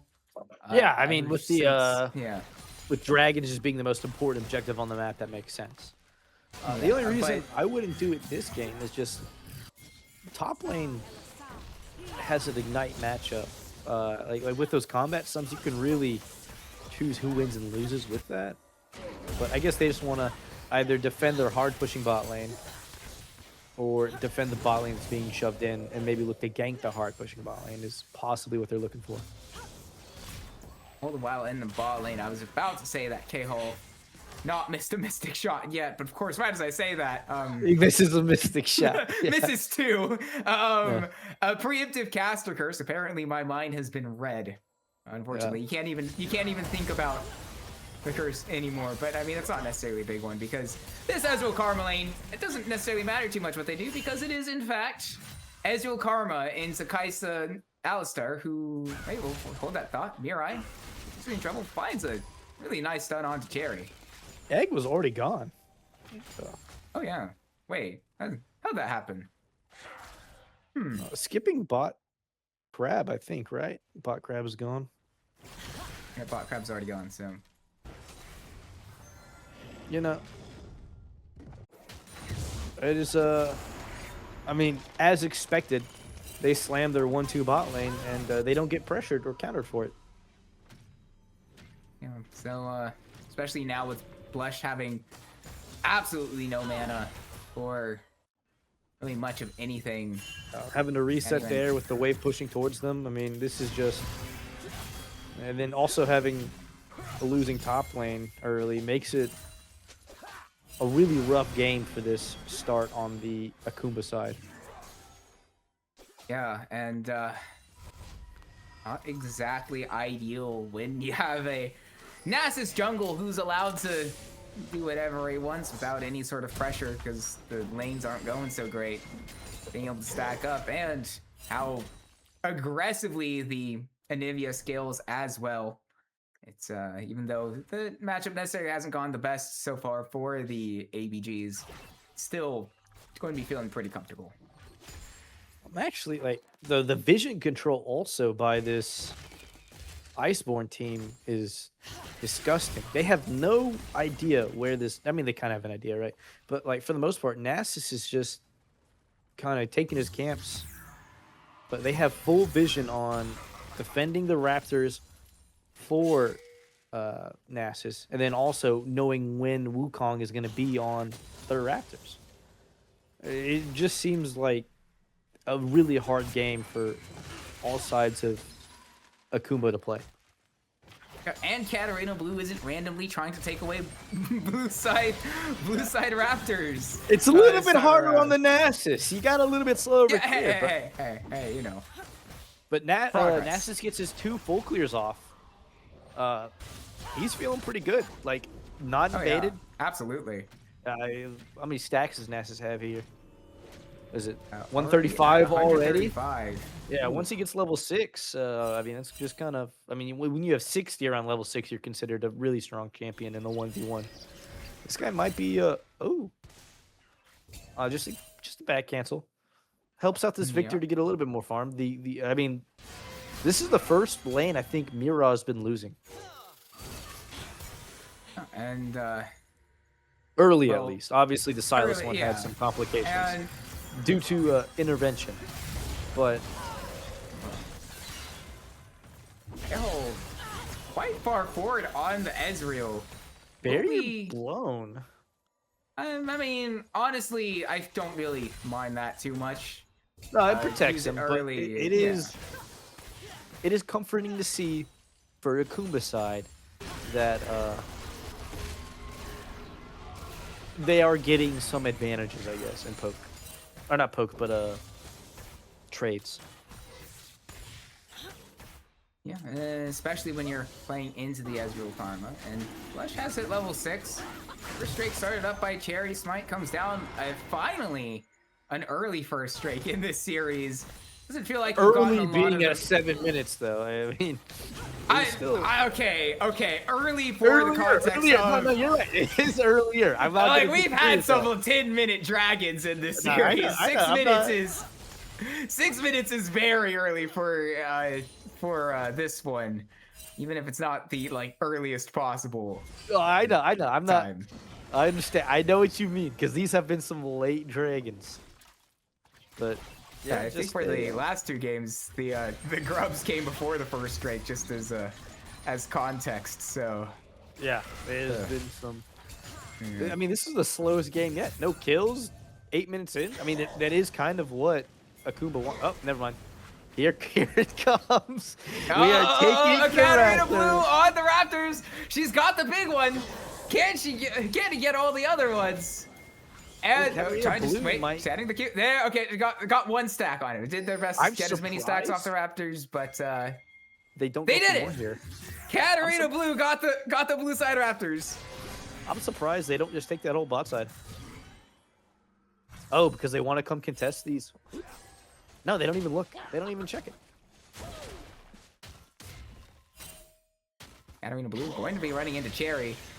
And They steal it with the E? Still with the E is such a crazy move. And now Cherry going to be dropped. The Stand United to help out. Vision of Empire arriving. Q1 hits the way on to the Shin, but is able to dash away. Cherry going to need to use the Warrior Trickster and the Cyclone to escape, but will get out.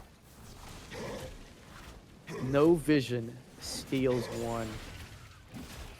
The E steal is Yeah, crazy I mean, work. maybe, okay, so benefit of the doubt, they knew that they were on them because they weren't in their bot side. But I was surprised that Nasus just doesn't go take the bot side camps. I feel like that's a little bit more value, especially on a Nasus early, because then you just completely destroy this Wukong's clear by taking a whole quadrant. But able to grab all 3 grubs early as a Nasus to match that dragon, so probably feeling pretty good as the side of Iceborn, how it's starting, and then also having a 1k gold lead based purely off of farm. No kills done. Yeah, and 700 in so, top lane. yeah, it's going exactly the way the ABGs would really like. They are in no rush whatsoever to really care too much about getting anything done, especially when counter the 40+ CS lead in the top half of the map on the Aatrox. You're just feeling all right. You just calm down and play things out, and things will at one point go your way. Yeah, I mean, there's a slight CS lead in the mid lane, but I think that's all there is. I mean, wasn't it bigger earlier? It was Am I bigger, crazy, but like or- also, look at the vision this Nero's been able to get despite losing. Like, I mean, it also is in help with the Karma being able to move. Oh, as we look mid lane, yeah, stun makes it a nothing burger, but Yeah. there's a slight vision gap going on right now. That's for sure, and A lot of Cherry is paying for it. down in farm once again against To another scaling Academy. jungler that they should be ahead of in farm. It's definitely not an ideal situation for Akuma. Even if no kills have gone either way just yet. Slow burn here in game 5, and sometimes it does happen. It's kind of what Akuma wants. Luckily for them. Thoughts on Katarina Blue taking away counters cannon minion. He's got 50 CS lead. Okay, that's You think fair. he needs No, that that's cannon? true. Give the plus one to my Nasus, okay? You know what? Oh, this is solo kill. I hear flash Q3. Oh, doesn't he? Okay, never mind. Oh, no. I wanted to see the flash Q3. I'm not gonna lie. I mean, I they wanna know see some Vision blood. doesn't have teleport, so Counter is more than happy to just push in Vision and try to force a reset in an unfavorable position and really not care much else about how that goes. Because my goodness, Vision of Empire has a huge CS deficit. I said earlier that this is Miro's first Oh losing no, lane. Vision of Empire. no. Base takes the Has to brush flash. and Counter's there and waiting. As you mentioned, has to flash away. Has no teleport either. And I think this yeah, Ignite that's, is terrible if you're not able to use it early. You definitely would have Oh, just no. preferred to have the TP, and you're not yeah, down especially now. 50 CS. Yeah. I mean, obviously hindsight's 2020, right? But this is, I feel like it's just gonna be a slow burn. This Nasus is allowed to play the game, has an early dragon, because normally on Nasus jungle you want to give the first 2 dragons, but he is allowed to run this map, and I feel like it's mostly because of this vision game that Iceborn is winning. Oh, and Vision of Empire under his own tower will see Counter pop the World Ender, which expires now, so any further threat of a dive seems unlikely at this point. So Interesting. it is the ult continuing pop. story. Yep. Um, Well, I mean, if he hits the Q1 and he's got the World Ender, that could very likely be a solo kill in first blood at 13 minutes, mind you. Yeah, I mean, there's still the dashes to deal with, and then also, as you were saying earlier, if he keeps him under tower, He's bleeding out a lot more. I think he could have stalled it a little bit longer, but he could have popped it to try and get this reset off to get item. Oh, he's got to teleport back. Counter's thinking about it. And Vision Does of not Empire get the reset off. was kind of vision. baited out of danger that there might have been vision in that bush because Counter was walking straight at him despite that there is- not being any. And so That is, Counter look at gets the way. TP back and Oh my no. goodness. Spare! I hate to ask. Have mercy! This is Show me Oh, the no. gold lead top lane, please. I Oh. don't want to see it. Oh, Oh. God, it's Oh, terrible. it's disgusting. Oh, it's painful. Akuma, Oh wait, bro. Mirai, we though, get in the first kill of the trouble. game. We've got first blood. 14 minutes maybe. Egg form is What coming is through, that? but even if it comes through, Mirai will find a stun. Will not be able to get the space needed to get away from the Cherry Dash. First blood. 14 minutes. Guts to the hands of Cherry. I was a little distracted by the Silas death laser on the respawning egg. Somehow missed. But able to pick up the kill. Flash is also burned for no flashes on the side of Akuma. I mean, this is kind of what you want to see. Your comp scales better, so you want to get that late kill. You have an early dragon. The only scary thing on the side of Iceborn late game is this Nasus, which mostly scales in the mid game. And does not get the Raptors finally. We defended our Raptors successfully. Oh, Good let's go. job. Oh. And actually, let's go on to mid cool. We'll get the Wither down onto the Victor, saving the flash as long as he possibly can. We'll get the Stand United from Vision of Empire on top of it. The dashboard won't get the taunt onto Katarina Blue, who takes a while to drop an auto attack onto Vision of Empire. Karma's Snare funds its way through. Mirai layering the stun and the burn down on the ultimate. Trades it back to Mirai. So I thought the Nasus inted with his flash there. Or not inted really, but like wasted. Headbutt pulverize. The play does leave Great K-Hall. spot lane. Good job. Yeah, vulnerable. Not something often you hear from Ezreal, but in fact the case when you've got 3 members to collapse onto him. But back to that mid lane play. Very interesting for the Nasus to flash after the Victor. Really hard to follow that up, especially in the tower. But then also, he kind of like Vision of Empire rewards that flash by eating back in to try and chase him down. So I think Vision of Empire's having a rough game after having a really good series so far. Yeah, but it's probably the worst possible time to have a rough one. In a game 5 in a final is not ideal, to put it lightly. Yeah, suboptimal. Luckily though, we have a Victor with an assist in a 3-kill game. We have a gold lead on the Kai'Sa. What are our Nasus stacks at? That would be the kind of thing that would scare us. 375. Okay, I mean that's relatively on the same pace as top lane. I think at this point, maybe a little higher, but not bad, not bad. Could be worse if you were a Akuma fan.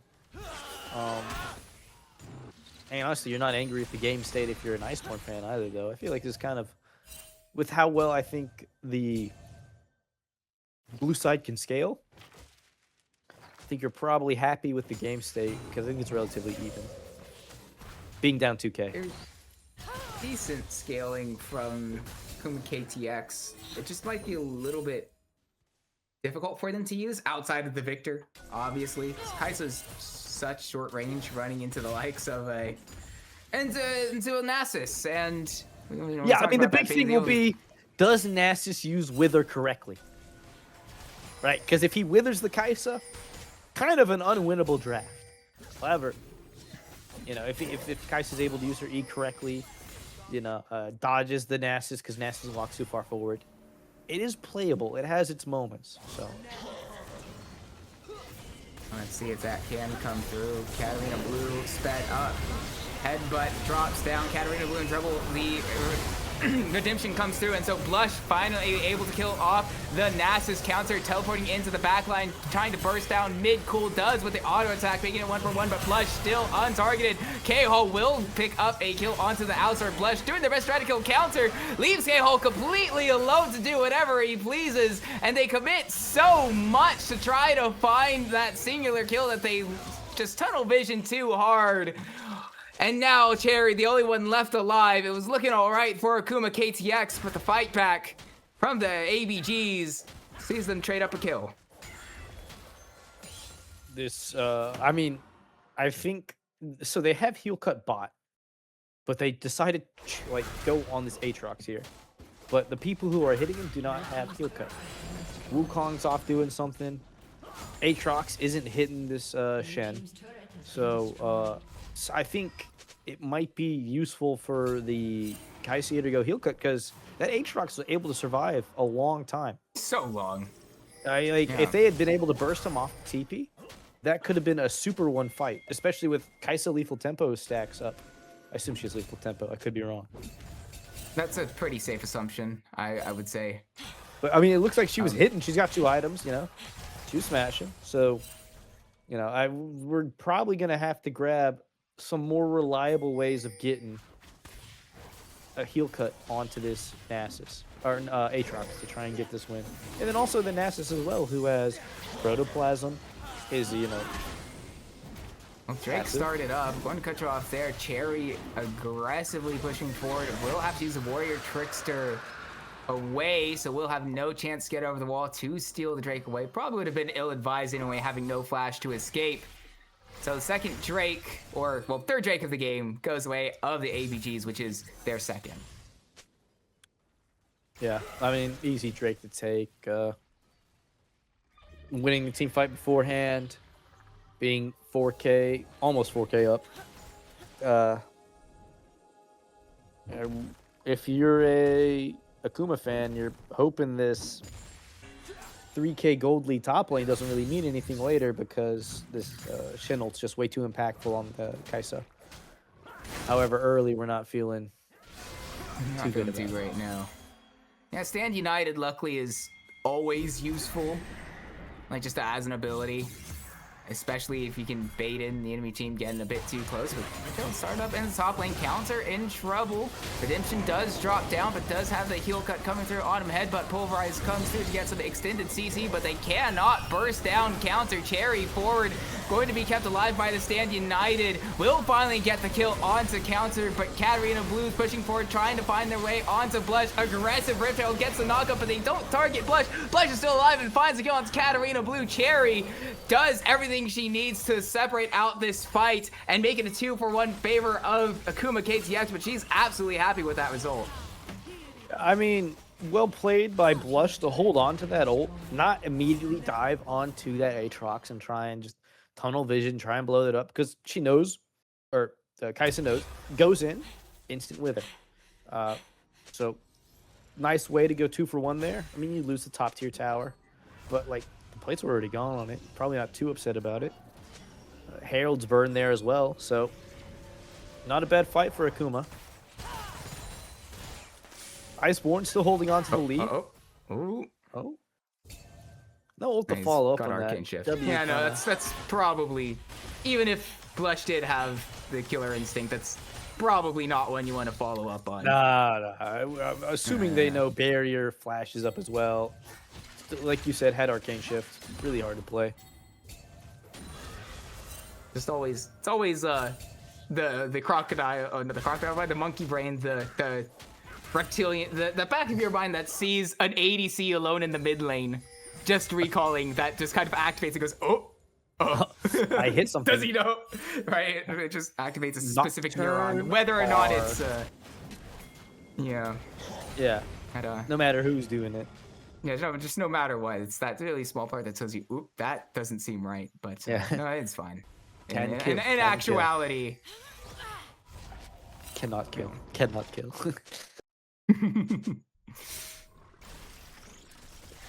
I mean, I think Iceborn's in a really good position here, but if you're Akuma, the one thing you got to look forward to is your gold is on the Wukong engage, and the Kai'Sa to follow up. Your Victor has AoE to follow up with. Actually, Victor should be the one who builds the heal kit. Greatest wounds. Yeah. Yeah. Doesn't Let's see have if an he picks it Oblivion up Orb soon. in inventory. Let's see if he picks Yes. it up next. Everyone else on the I'll team see. does. Maybe they think the theirs is enough. Might be able to play on this Aatrox here. I mean, he has vision though. And he isn't a quick kill. Oh, but if they do, Baron they started start up. up Baron. They would have spotted Cherry on the bottom half of the map with counter. So you know that the rest of Akuma are quite far away. It's still on it. Okay, down to half HP now. It does look like Akuma no. They're trying to get there as quickly as possible, but it looks like the Baron is already gone. Taken away from them. Bill Murray will die as a result. But trading the support for the Baron, I feel is fine, unless of course you find a taunt onto Mirai. Does get the stun onto Chief. Has to flash away to prevent the headbutt pull by Blush going over the wall to find out Mirai. Kathy and Ray not going to do the damage. Stand United and Barry will get so much shield onto Blush, who autos down the Nasus. Shutdown gets into the hands of Midcool as well onto Mirai. 3 kills over to the side of Akuma in trade for the Baron and the mid tier 2. It is something. I go with the question and pose the question: worth? I mean, now you get mid tier 2. Open that up a little bit more. Kai'Sa gets 2 kills though. Victor gets a kill. You don't really get much Baron push out of it. They get shoved for this dragon. You get this dragon, match you on dragons, and their comp should scale better. You know. Yeah, and they will pick I don't up the think it's second worth. Drake. Or that second Drake of the game gets into the hands of Akuma as well. So it will prevent the extra pressure of the soul point the way of the ABGs. Never mind. They get Also- Raptors. It's worth. Oh yeah, Blue Side Raptors. Wait, actually, Blue hold Side on. I Raptors gotta have been remember. acquired. Wait, it's actually It's over. worth. Wait, Yeah, I wait, forgot. it's so worth. I Of forgot the course. Wait, link on. yeah. How could I be so dumb? They're How up. could we have forgotten? Jeez. We must steal the Raptors once more. Billions of Raptors must die. Yeah. Well, they still got Barons on counter and K-Hole, so they've got the extra empowered minions in the mid and bot lanes. They are opening up the map a little bit more. That bot lane tier 1 probably not going to be long for this world, with only mid cooldown there. And in fact, they do secure it now. Side of the ABGs have fully pushed Akuma KTX down to their inhibitor towers. And so, despite what we want to say about the scaling of them, they're not really going to be allowed to... Yeah, they're not going to really be as allowed to walk out as much as, well, they would probably like to. Interesting Vamp Scepter by Blush here on the Kai'Sa. Or? It could be Bork. Could also be Mercurial Scimitar. That's... But I think you would want to go the QSS part first. Surely, right? Yeah. Yeah, I assume it's Bork. Bork. Headbutt pulverized. Carry on the flank after taking her blue buff. Finds the Cyclone onto 2. The jungler too far forward. Blush killer instant gets on the backline. Secures another headbutt. Pulverized finds everybody on the ABGs. Cherry gets a kill onto Katarina Blue. And counter pops World Ender on the side. Mirai able to trade 1 back onto Chief. At the very least, we'll get a consolation prize, but from her own blue buff, Cherry finds the flank of the Sentry to get the fight for Akuma. I mean, it seems like we just got a little lazy there on the warding. They've had good vision control all game, but don't ward for that possible flank from the Wukong from blue side. I mean, they have no his camps coming up, so really good look by Cherry, though, to get that. And then Blush is able to pick up 2 kills again.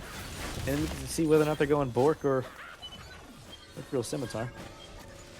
The big one. We were all asking. Well, I mean, I feel like it should just be Nashers or Dusk and Dawn here. But It's Mercurial Scimitar. It is the Mercurial Okay. Scimitar. Okay. Okay, okay. Yeah, no, that's actually like, I mean, for the Nasus Wither, I think it's a good idea. That's the only reason why I would build it.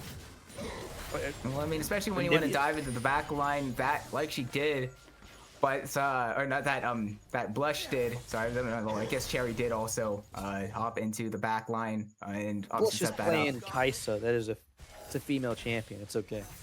You know, okay, we'll roll with that. We'll roll with it. I've been doing it the same this whole time That's anyways. totally what I meant the full time. Yeah. Of course, right? That's exactly. You know, that's yeah, that's what it was. It's yeah. Either way, though, along that lines, though, Blush was able to just ult and use that killer instinct completely away from Katarina Blue, who was really far forward, and so the potential wither onto the Kaisa was an absolute non-factor in that last fight. And when you've got an 8-1 Kaisa doing your thing onto your carries, that's the end result. Yeah, You yeah. never I know mean, end result. Kaisa's doing a great job of holding on to the killer instinct until like this Nasus has been dealt with in the front, and then just taking care of the back line. I think that the team fights are being played very well by both Wukong and Kaisa. Because I mean, I think they have the more mechanically intensive roles here. Whereas, you know, Victor, you know, he's throwing down stuff and ult somebody. You know, just because it's not mechanically intensive doesn't mean it's not worthwhile. No, I'm just trying to highlight how well they're playing it. I didn't. Oh, mean okay, to- yeah. I'm not putting down my, that. my I'm just bad. saying That's that, my like, bad. I read that wrong. That's on me. It's yeah, okay. There's low room for error on their part. I read that wrong. That's okay. Well, before we get to that, Cherry not quite going to be able to find a flank of the century this time around. Is more than spotted out by the side of ABGs. However, the side of Akuma getting a pretty decent look into the Drake pits, or at least the bot half of the map or the river, with the Drake spawning.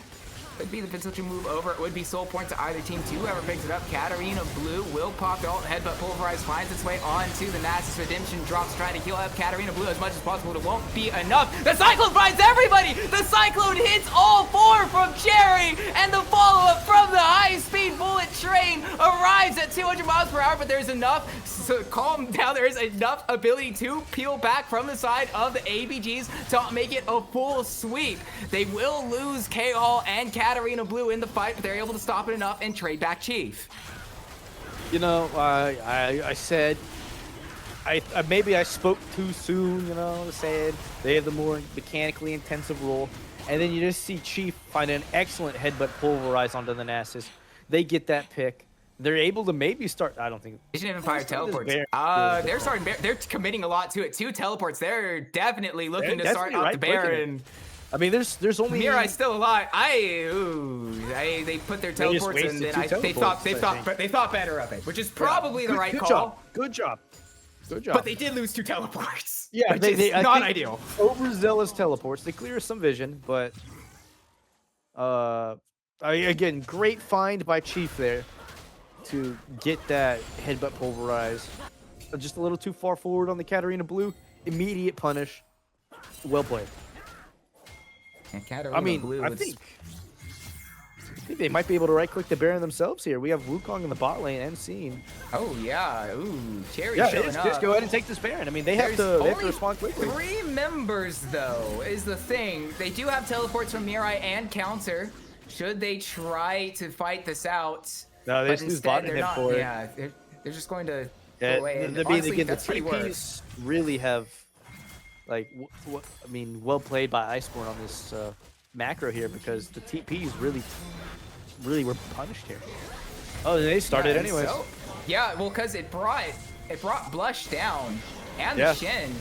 And so now with 3 members in the bottom side of the map, and one of which is Cherry, Chief's going to headbutt, Pulverize his way on the counter, trying to find a way in, find an avenue onto the Baron, but the ABGs play the Baron perfectly, but the fight ensuing will be able to burst down the Anivia, and the rest of the ABGs do get out.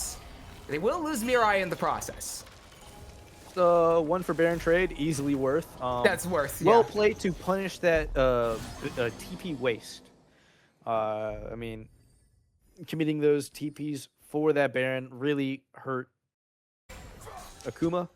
They get, they get the Baron and they have to answer this push. But luckily, they are on Soul Point. They have the better scaling comp, so they can just chill. Well, I mean, maybe chill might be potentially a little bit They can defend their strong inhibs of a for the next statement. 3 They can minutes, and that's defend it, but they still got 4 Barons for the ABGs, which eventually, at the very least, it's not on the Anivia, who would, push clear out the waves a lot quicker and help out a bit on that front. It will take them a little while to get Mirai back, who is now respawned, but it did at the very least delay about a minute of like the full push potential from the ABGs.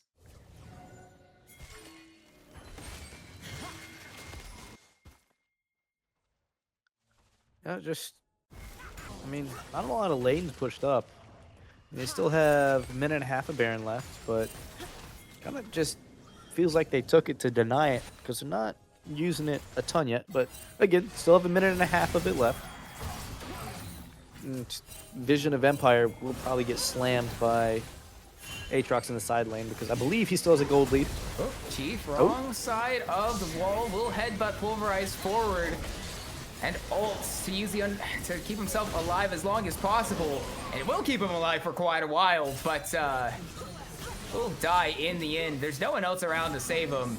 So we'll open up the map a little bit more. All the while, Midcool did get the bot lane tier 2. He's going to have to take 8 seconds to recall and get back, try to save his mid inhibitor. I think the mid inhibitor able to do so now. The inhib tower at the very least is in the inhibitor, short to follow. Does go down. They've also got to push in the top lane. They might try to take 2 or the side of the ABGs. Mid and top looking to be opened up. Q1 not quite hitting mark on Cherry. Q2 only going to hit the clone, but it will get the space that the ABGs need to get the top lane inhibitor as well. We were saying it was a lackluster Baron push up until the very end, but in the end, you're going to be really happy with that from the side of the ABGs. Yeah, Chief stepping a little too far forward, gives them the kill, allows them to take the base. With this dragon coming up soon, it may be in Akuma's best interest just to give. Yeah, it Super's is. crashing top lane. They don't have any waves pushed out. I mean, they can try and push through mid and force a fight, but if Iceborn plays this slow, it is going to be a really tough dragon to play. Yeah, but it does look like they want to play it, though, with how aggressively they are moving forward. They're teleporting Midcool up for it. Yeah, It does seem like they want to play this. Could be a blunder. Okay, flash forward. Pulverize finds its way onto Mirai, committing a lot to the flash away, keeps the Anivia alive as long as possible, and they keep the KTX high-speed bullet train at range. First kill finds its way onto Cherry. Vision of Empire, separated from the rest of the high-speed bullet train team. Counter gets the second kill. But the health bars are really low from the side of the ABGs. They can try to push forward. They've got the top and bot lanes pushing. Don't think they will try to end just... No, they will. They've got to teleport. They've got 2 teleports. They're going to recall and look to try to end at this very moment. They won't look for just the Drake. They want to find the game. They want to find the series. They want to find the championship of Blue Otter Diamond League. Midcool, Blush, and Chief. The only ones left around to save it, but Chief going to be turned into beef real quick, and Katarina Blue finds Blush, withers the Kaisa down, and with that, it withers all the hopes of Akuma KTX of making it 4-5, because Iceborn Carrots ABGs are your Blue Otter Diamond League champions! Congrats to Iceborn. I mean, great fight at the end there. Interesting contest by Akuma, but I mean, amazing, way to play the macro. They played the map much better. No, the macro was incredible. Yeah, I mean, especially around those final yeah. ones. Those TPs absolutely crucial. Like the moments, oh gosh, what the I don't know, the switch, the flip. I think of an actual word that's starting to fail me, but still, the exact moment in which the game got out of hands for Akuma, KTX, Azure Dragon, High Speed Bullet Train, and the Iceborn Carrots played it out perfectly. From that moment onward, there was hardly ever well, maybe not hardly ever in doubt. The engage at the end looked like for a second maybe they would have burst down Mirai, and then it could have potentially looked different. But as soon as they were able to live, it was very comfortably going the way of the ABGs. So congratulations to Iceborn Carrots ABGs. They were fully tested for the first time this entire season. And yet, despite being in unfamiliar territory in that regard, managed to keep their cool, complete the reverse sweep. I haven't even mentioned that part yet. This one over the over the Akuma KTX. We will have an interview with them in just a little bit, so we'll find someone to drag over to talk to in just a few moments, and talk through the Iceborn Carrot season and this series. But we'll do that in just a little bit, so stick around for the celebrations of Iceborn Carrots ABGs. We'll continue that in just a little bit.